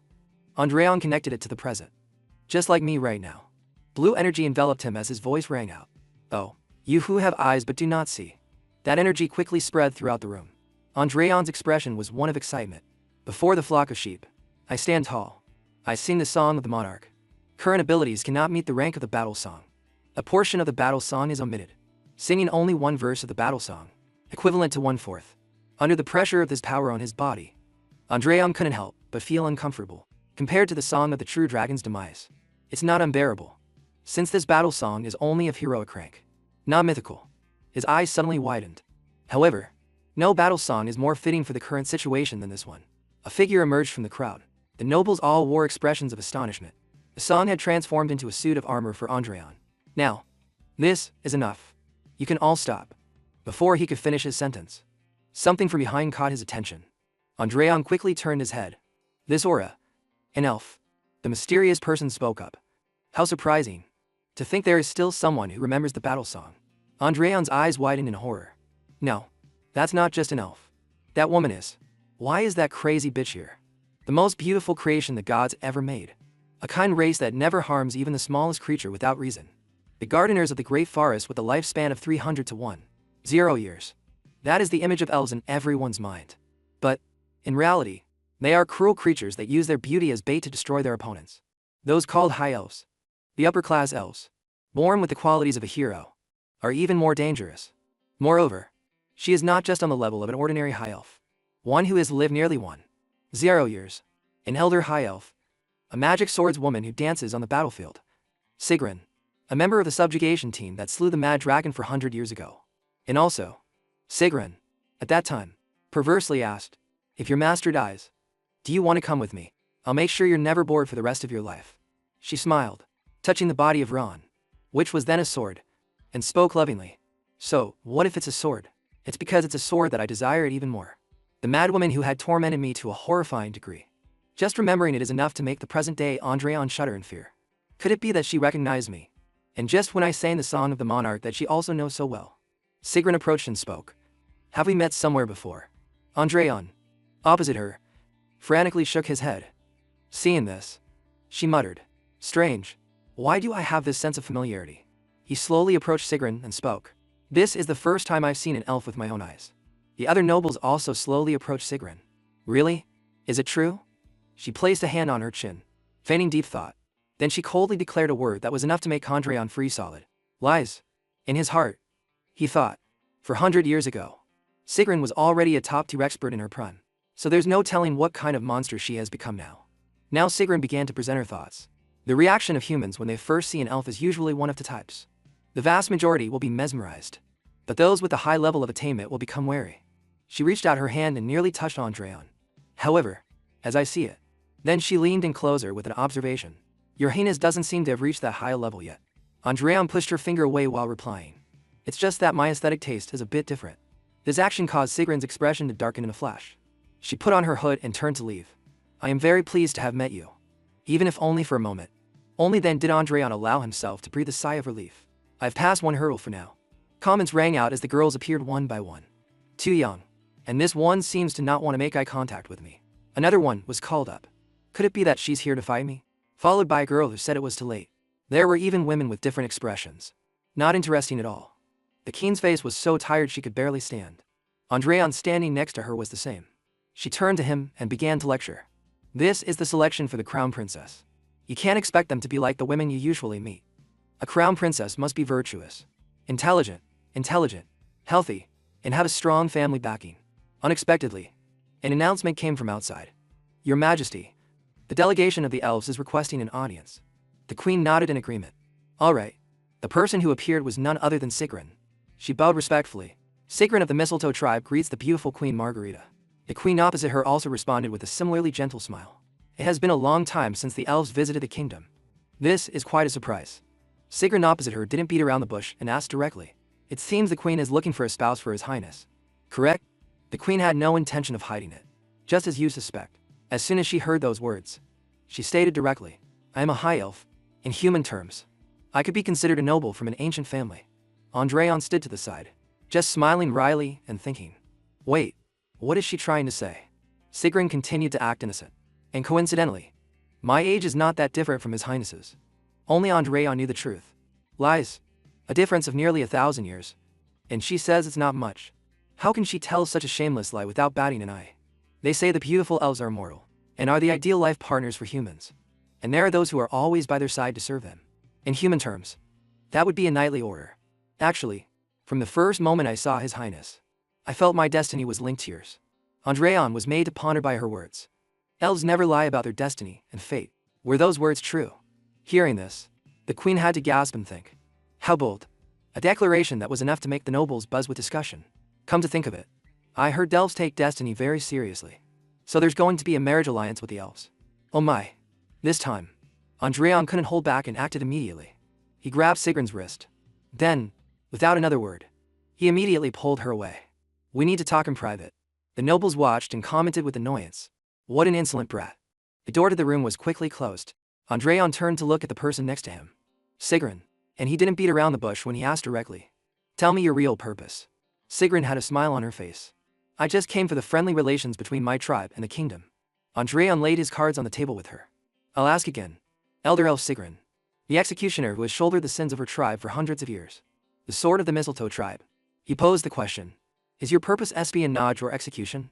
This time, Sigrun didn't hide it and smiled. Interesting. How do you know about me? Andreon's face gradually became tense. He observed the killing intent emanating from Sigrun and then mentally assessed her. To me right now, she is a monster that cannot be measured. The fact that she could sense destiny from me means her rank is so high that she can glimpse the past etched into my soul. Sigrun questioned him. Not quickly, not slowly. Each word containing a threat. You know I am the executioner. But you don't know how foolish it is to not keep quiet in front of me? Andreon had a smirk on his face. I know very well that it's just as foolish as running your mouth in front of the executioner. Andreon changed the subject. Enough with the jokes. Sigrun, don't interfere with my destiny. In his mind, he was calculating. Right now, she's just feeling a little curious about me. At this rate, the destiny of the small human will be torn apart by the hands of that crazy elf. If that's the case, then it's better to rouse a greater interest from her. To become something that can't be just tasted a few times and thrown away. Or a delicacy that needs to be aged for a long time before being slowly savored. Sigrun slowly approached. Her face filled with excitement as she observed Andreon. Who are you? Really? He maintained a calm demeanor and replied. The me of today is just a pitiful prince of band and by his own father. Sigrun asked confused. So your true self? Only to receive a vague answer. Who knows? A smile formed on Andreon's lips. If you want to know, just wait and see. His domineering words made Sigrun fall silent. Then she commented. No wonder I found it strange. I was wondering why I was sent on this trivial mission for no apparent reason. But now I understand. It was because of you. Andreon's face went pale. His exhaustion evident. This woman always gives me the creeps. They returned to the room where the nobles and the queen were waiting. The sight of them holding hands astonished the crowd. Andreon stopped in front of the queen. He began seriously. I have something to say. I will be engaged to Sigrun. Even Andreon himself couldn't believe the words that had just come out of his own mouth. I never thought the day would come when I'd say that name so affectionately. Right now, I can't go against Sigrun's interest. The queen leaned forward and asked, an engagement with an elf. In his mind, Andreon was calculating. Even if I can buy some time. This is a serious matter that cannot be decided hastily. So I want to take some time to get to know her better. The queen tilted her head, calculating carefully. All right, that's fine. In Andreon's mind, he thought, for the queen, this is time to calculate the benefits of this marriage.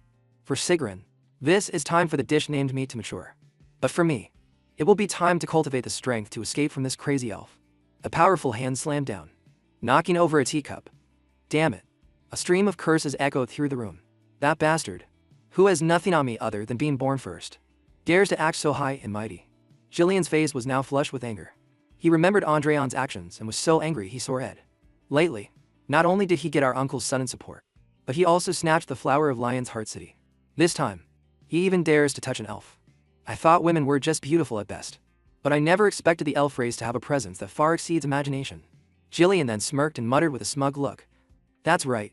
I have a sparring session scheduled with that man soon. If I kill him, it'll be a huge mess. It would be better to just slash him a few times so he can't be a man anymore.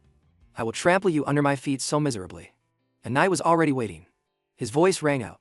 This sparring match is officiated by me, the captain of the Royal Knights, the one bestowed with the title of Glory of the Silver Lion.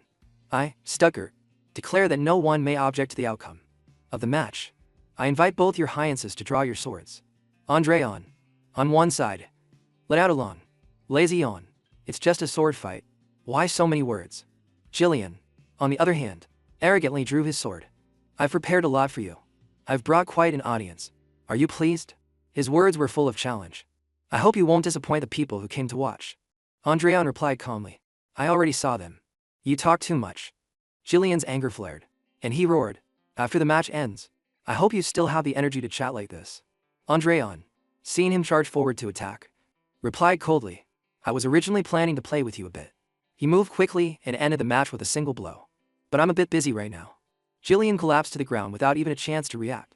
Everyone in the audience was completely stunned. Even the match supervisor's eyes went wide with astonishment. Is that really the first prince I once knew? And Rian's expression didn't change in the slightest from start to finish. He sheathed his sword. Just then, the supervisor slowly spoke up. As a public official and the supervisor of this match, I declare that His Highness, the third prince, is unable to continue. The winner is His Highness, the first prince.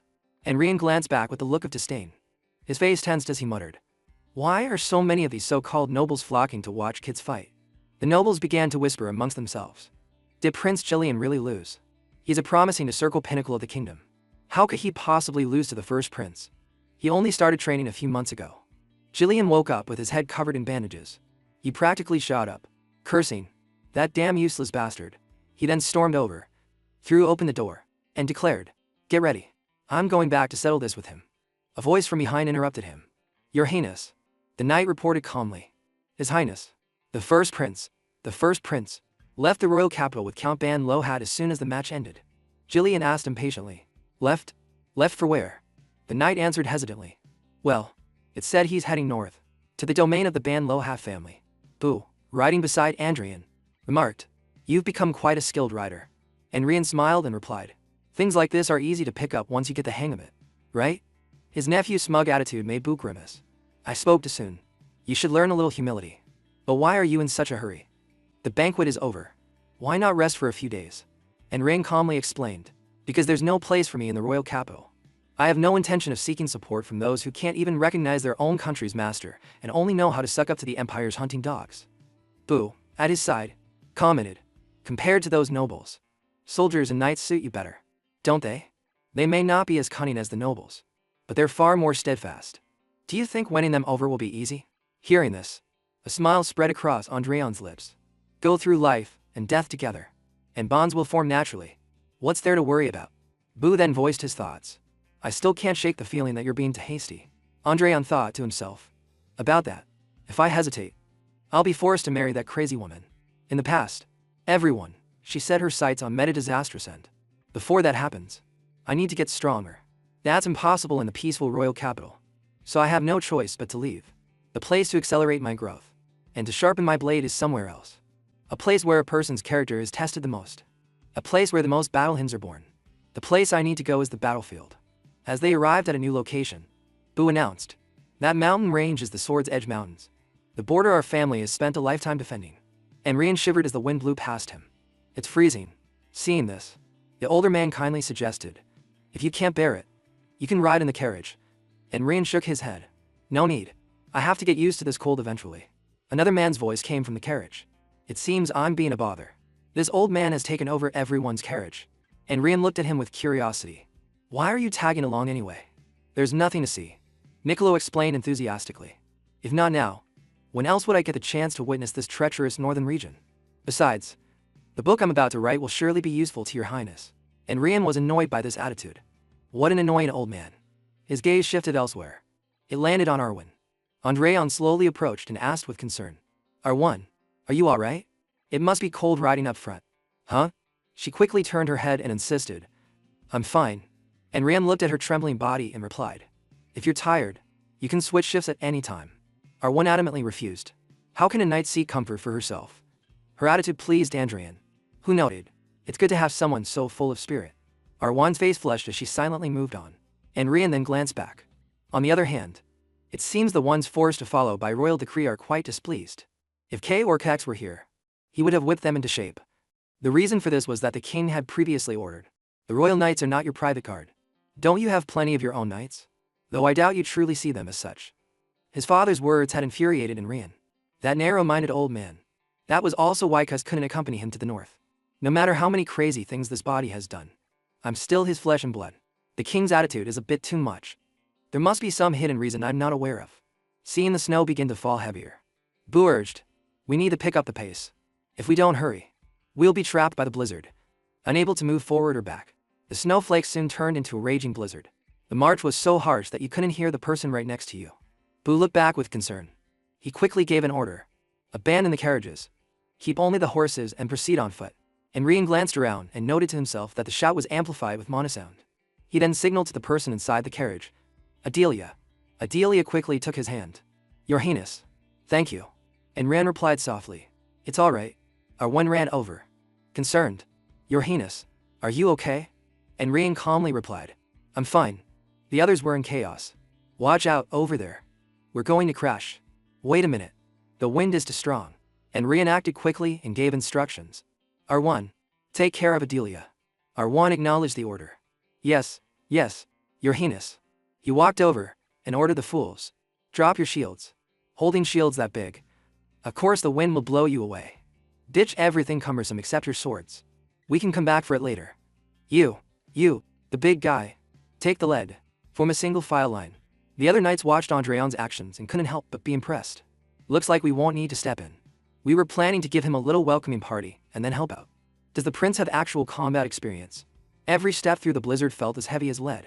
Everyone pushed forward. Suddenly, someone collapsed. A report quickly reached Andrian. Your Highness, a soldier has fallen behind. He moved almost instantly. Out of my way, and grabbed the collar of the unconscious man, and ran, then hoisted him onto his shoulder. Then he barked gruffly. What are you doing? Why aren't you moving? They could only obey. Yes, Your Highness. The group continued towards the castle ahead. Andreon panted heavily as the hellish march was about to end. Everyone's steps were heavy with exhaustion. Andreon set the man down, looked ahead, and muttered, This damn blizzard. If it's going to stop, just stop already. The sky cleared up as if nothing had ever happened. Bu slowly stepped forward. Only then did he stop. He then slowly turned around. A banner was raised. Bu announced steadily, as the rightful lord of Ban Lo Hat and commander of the kingdom's third corps, I welcome the visit of the first prince. And Rian's face lit up with excitement upon hearing those words. Bu smiled and declared, I sincerely welcome you to Winter Castle. This is Winter Castle, the northernmost fortress of the kingdom, which exists to stop the monsters living in the Sword's Edge Mountains. A bulwark against the beast. Gruff knights grumbled. Man, the moment there's an opening there, the monsters just pour down. It's brutally cold and dangerous, and the survival rate is extremely low. It's a place I'd never want to go to a second time. The worst possible post for an ordinary soldier. Even the noble women were buzzing with discussion. Winter Castle is perhaps the Ban Lo Hat family's greatest weapon, but also its greatest shackle. What's there to even see in that cold, treacherous land? The nobles of the realm could speculate on the political standing of Winter Castle. But then, the great gates were pushed open once more, and a figure with black hair emerged from within. For those born and raised in Ban Lo Hat, it is a place of duty and a source of pride they must carry for their entire lives. The young man placed a hand on his chest and announced loudly, I, Vincent Ban Lo Hat, will conclude my duties as acting commander as of today and return to my post as captain of the Ranger Company. It's a relief that you've returned safely. Father. Bu placed a hand on his son's shoulder and continued, You've worked hard, Vincent. A teasing question came from behind. What's this? Uncle? You have a son? Bu rolled his eyes as he replied, How old do you think I wouldn't have a single child? Andreon pointed at Vincent and continued, looking closely. There is a resemblance, especially that stubborn-looking corner of the mouth. Bu began the introductions. Hey, Vincent. This is His Highness, First Prince Andreon. Vincent bowed his head in greeting. Captain of the Ranger Company, Vincent of House Ban Lo Hat, greets His Highness, the First Prince. His formal gesture pleased Andrian. A pleasure to meet you. The truth was, Vincent was inwardly seething with dissatisfaction. Winter Castle is a fortress for true warriors who would sacrifice their lives for a noble cause. It's not a place for some scoundrel exile from the capital to bring his entourage of women and loiter around. A knight from the castle suggested to Andrian, Your Highness, I will give you a tour of the castle. He accepted the kind offer. All right. As for Vincent, he was so angry a vein was popping on his forehead. Why would father bring someone like him here? Father, what is all this about? Bu replied quietly. It's just as you've heard. I've decided to become Andreon's patron, and he will be staying in Ban Lo Hat for a while. The more he heard, the less he could accept it. Isn't he the outcast that His Majesty abandoned? Didn't you yourself criticize him as a worthless good-for-nothing? This remark from his son made Bu glance to the side. He simply offered a soft comment. People can change. He followed it with a piece of advice. I have just one thing to ask of you. Vincent. Observe him without any prejudice. They soon moved to another room. What's the progress on clearing out the monster lairs? Vincent was the one to report. We have been continuously exterminating them, but there are still quite a few areas that haven't been cleared. Now that you have returned, Father, I plan to take official action. Bu moved on to another matter. And what about the remaining forces? His son quickly replied, The Ranger Company will. A finger landed on a piece on the map as another voice spoke. The problem is the orcs. A small group of less than 20 orcs has occupied the mountain pass area. Hearing this, Bu quickly replied, A group that size would be difficult to handle with just the Ranger's arrows. Vincent confirmed, Yes. That's why I'm currently selecting knights stationed in the city. Unexpectedly, and Ring cut into the conversation with the declaration. This matter. Let me handle it. His single statement was enough to fill the room with murmurs of protest. Your Highness, the orcs in the Sword's Edge Mountains are very different from ordinary orcs. If something were to happen, even the Ranger Company's campaign would be affected. At that moment, Andreon looked back and asked for Bu's opinion. Uncle? He understood and turned to Vincent. Vincent, what is the confirmed size and strength of the orcs? he reported in great detail. According to current confirmations, there are 20 at most. The presence of ORC warriors or ORC mages has not been confirmed, but we cannot rule out the possibility. Then, Bu turned to Andrian and asked, "Are you confident?" His father's words shocked Vincent so much that he slammed the table and stood up. "Father, that mountain pass is one of the main routes the Rangers frequently use. If it were to become a battleground, future operations would become immensely more difficult. Furthermore, if anything were to happen to the security of His Highness, the standing of Ban Lo Hat would also be." And Rian, listening on the side, just chuckled to himself. "You raised a smart kid, didn't you?" However, Bu's decision was clear. "That's enough worrying. Ian, what do you need?" Andreon began to lay out his plan. "First, prepare about 3 guides. Also, re-equip my troops a bit. If you have any crossbows, lend me some of those too." Bu nodded in confirmation. "Those requests aren't difficult at all. I'll have them prepared." And so, only Vincent remained, completely unable to believe what was happening before his eyes. The soldiers quickly received the announcement. "Time to move out." One of them asked, confused. "Huh? What are you talking about?" And Ran calmly explained, "We've received a mission to subjugate the orcs. The enemy count is 20. There may or may not be ORC warriors or mages." The knight scratched his head and replied, looking perplexed, "Your Highness, the 3rd Corps is already here. So why are we? Our duty is to escort your Highness." This response only gave him more ammunition. "That's perfect, isn't it? You have to follow me to protect me anyway. The 3rd Corps will be in touch today. For now, go get your equipment, then report back to me." At this point, they could only obey. Yes, your Highness." And Rian narrowed his eyes and thought, "In any case, they're the soldiers I've been given, so I'll have to train them to be useful. They seemed unreliable during the blizzard, but they are, after all, elites carefully selected by the royal family. Their abilities are quite good." Information about one man was displayed. Characteristics of Hans Deck's swordsmanship, tactics, fortress defense, infantry formation. Although there is one guy mixed in who looks a bit suspicious. A new day quickly dawned. The time for the punitive expedition had come. And Rian looked at Vincent in front of him and exclaimed in disbelief, "He's the guide." His attitude irked the other man. "Your Highness may not be aware, but if this campaign fails, it will cause a much bigger obstacle than you think." And Rian simply brushed it off. "It won't fail." This remark infuriated him. "You're being too naive." The animosity between the two was palpable. An information panel appeared before Andrian. He read the text and assessed inwardly. Can't view his status window. He must be at least a 3-circle knight. Among the group in the back, only one is a real ranger. The rest are all knights disguised as regular rangers. They probably plan to bypass me and handle things themselves if something goes wrong. Well, I can let this much slide. And Rand turned and signaled. "All right then. Adelia, I'm not taking you with me, so don't you worry." His words made her a little sad. "My apologies, Your Highness."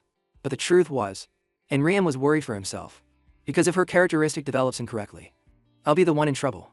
They began their march. Vincent constantly reminded them, "We need to pace ourselves and conserve as much stamina as possible.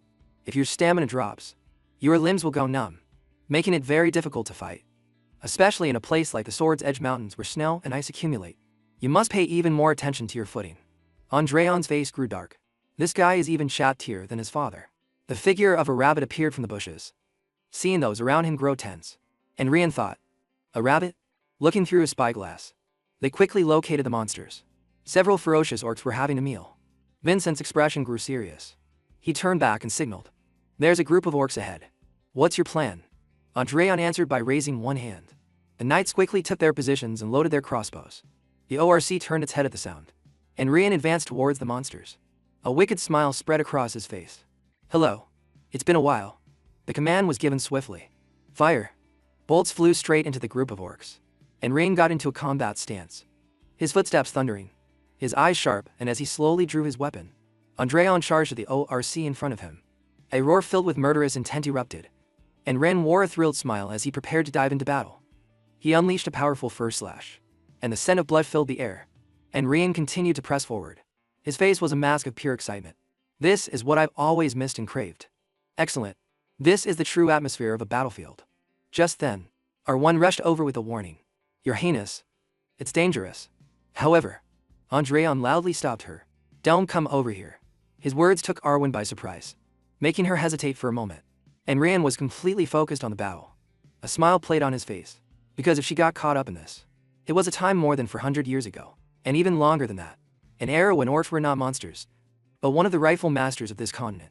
This isn't a story of myths or heroes, just of a man who didn't even leave his name behind in history. The song of a pitiful man who hukit orcs. It was the sorrowful requiem of a father who fought until his strength gave out, piling the green corpses high like a mountain. The ephemeral song of an extraordinary avenger. Beneath it, a pool of fresh red blood formed. I sing the avenger's song. A money pouch was suddenly thrown down roughly. Joseph quickly said, I heard Winter Castle is a place where people drop dead at the slightest thing. The old man, on the other hand, calmly reassured him. Don't worry too much. There won't be any fighting. The count began to sneer. What can that trash prince possibly accomplish there? It's obvious he's just planning to help in the castle to steal credit from his maternal uncle. Then, his tone became smug.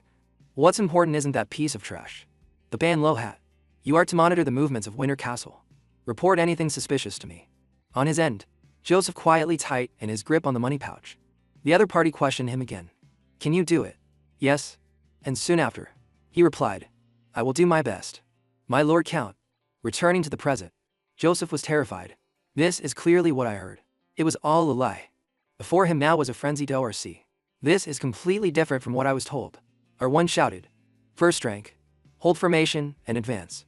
Just as she finished speaking, the ORC began its attack on them. In the midst of the crisis, Joseph froze in fear. I'm done for. What do I do? The command rang out again, forcing him to raise his spear. Second rank. Attack. A moment after the thrust, Joseph slowly peeked his eyes open. And so, the ORC he struck seemed completely unaffected.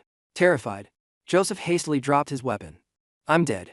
At that moment, the person behind him suddenly shot past. Taking advantage of the monster's distraction, R1 acted swiftly. As she dashed past the ORC, she sliced off one of its arms. It collapsed right under her blade. Even the severed arm frightened him into stepping back. As for Arwen, she sternly reminded him. This is a battlefield. Don't drop your weapons so carelessly. Joseph quickly nodded. Yes. Following that, a group of soldiers began to surround Arwen. She also pointed her sword at the orcs and ordered the troops to prepare for battle. After giving the command, Arwen felt a bit apprehensive. Their numbers are quite large. It seems it will be difficult to deal with all of them with our current numbers. Suddenly, her eyes widened in shock at the thick scent of blood. The ORC in front of her was suddenly impaled. Their screams echoed, making Joseph's face turn pale. Even the other soldiers were shock stiff. As for Arwen, she was completely stunned to see a spray of red blood. Meanwhile, Enrian was calmly pulling his sword from his target. The ORC's body fell heavily, adding to the tense atmosphere. At that moment, the thirsty flame within Enrian grew stronger. Sensing something was off, Arwen tentatively asked, Your Highness. However, he didn't answer, only slowly raised his head. Next, Enrian charged forward despite the shouts to stop him.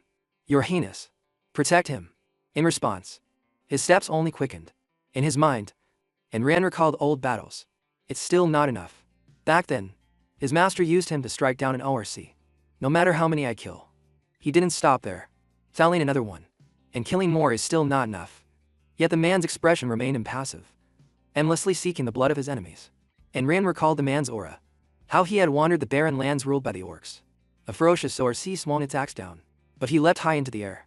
Seizing the opportunity, the man incinerated it directly. After felling it, he calmly walked on. Now, the snow was stained beneath his feet, the mana in his heart long since depleted. His body, stumbling and burning with a red glow, still did not stop. Little by little, he looked up, drinking the blood and chewing the flesh of the orcs. And in an instant, his hair turned white. With every step, the man grew older and weaker. The magic sword in his hand supported him, burning away the last of his life force for his final wish. Those who were slaughtered until not even a piece of them remained.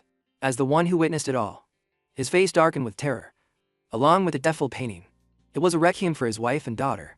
Returning to the battle, his eyes instantly widened, and finally, his attention was fixed on a red flag. As he faced his lifelong, sworn enemy, his body was battered and covered in wounds. A weak smile bloomed on his face. Then, in the next second, he charged like a wild beast. To face the ORC king, he closed in on it directly. For the first time, he tried to attack its head. However, the ORC easily caught him. Then it squeezed tightly and slammed him down. His entire body smashed hard into the snow. The fatal blow left him dazed. There were no more chances. A moment later, the ORC king slowly raised its fist. Left behind, the warrior was motionless. But the man had not given up until the very end. He struggled to draw each weak breath. At the same time, his vision began to blur. never told to anyone. In the end, he couldn't utter the words. It was a story no one knew. And in his hand, Rowan lay quietly. Perhaps I am the only one who remembers all of this. The sudden interruption of the memory startled Enrian. Around him now were only the large corpses of orcs. Suddenly, Enrian heard a familiar sound nearby. Looking over, he realized the battle was still going on. Knights, hold back the orcs. The rest of you, contain them. Enrian's palm quickly clenched into a fist. At the same time, a light flashed in his eyes. I remember now. With this newfound feeling, a chaotic flame surged within him. The Avengers song is an unfinished one. Then Enrian told himself, I must complete this song. With that determination, he struck down one ORC after another. After dealing with 3 in a row, Enrian shot off like an arrow. He stabbed it straight through the stomach. Blood spurted out, but Enrian remained as emotional as before. A new verse has been added to the Avengers song. The lyrics rang in his head, piling the sickly green corpses into a high mountain. A pool of red blood slowly gathers below. Reaching this part, Enrian suddenly mumbled, and I stand before that place. He stood before that ORC as the Avengers song echoed. And I stand before that place, in memory of your soul. When it ended, the system delivered a notification: the Avengers song has changed to the Requiem song. As his senses returned, Enrian glanced around. He quickly saw the figures of Boo and Vincent behind him, and the ORC's banner was taken and snapped in two. Vincent didn't hesitate to declare, the orcs have been completely exterminated. At the same time, he thought, I declare victory. As soon as he finished, Vincent shouted again, this is our victory. Meanwhile, Andreon grew curious. That person's name. Looking at him, he recalled. It was Vincent Van Lohat, wasn't it? The heir to a family that saw fighting monsters as their lifelong mission. The man who sacrificed his life in the past with the desire to exterminate all orcs. Andreon began to wonder, could he have the same name as that pitiful Avenger? Back then, the man had whispered, even if there is a next life. His tone grew more determined. I will definitely. That thought made Andreon exclaim. What a strange coincidence.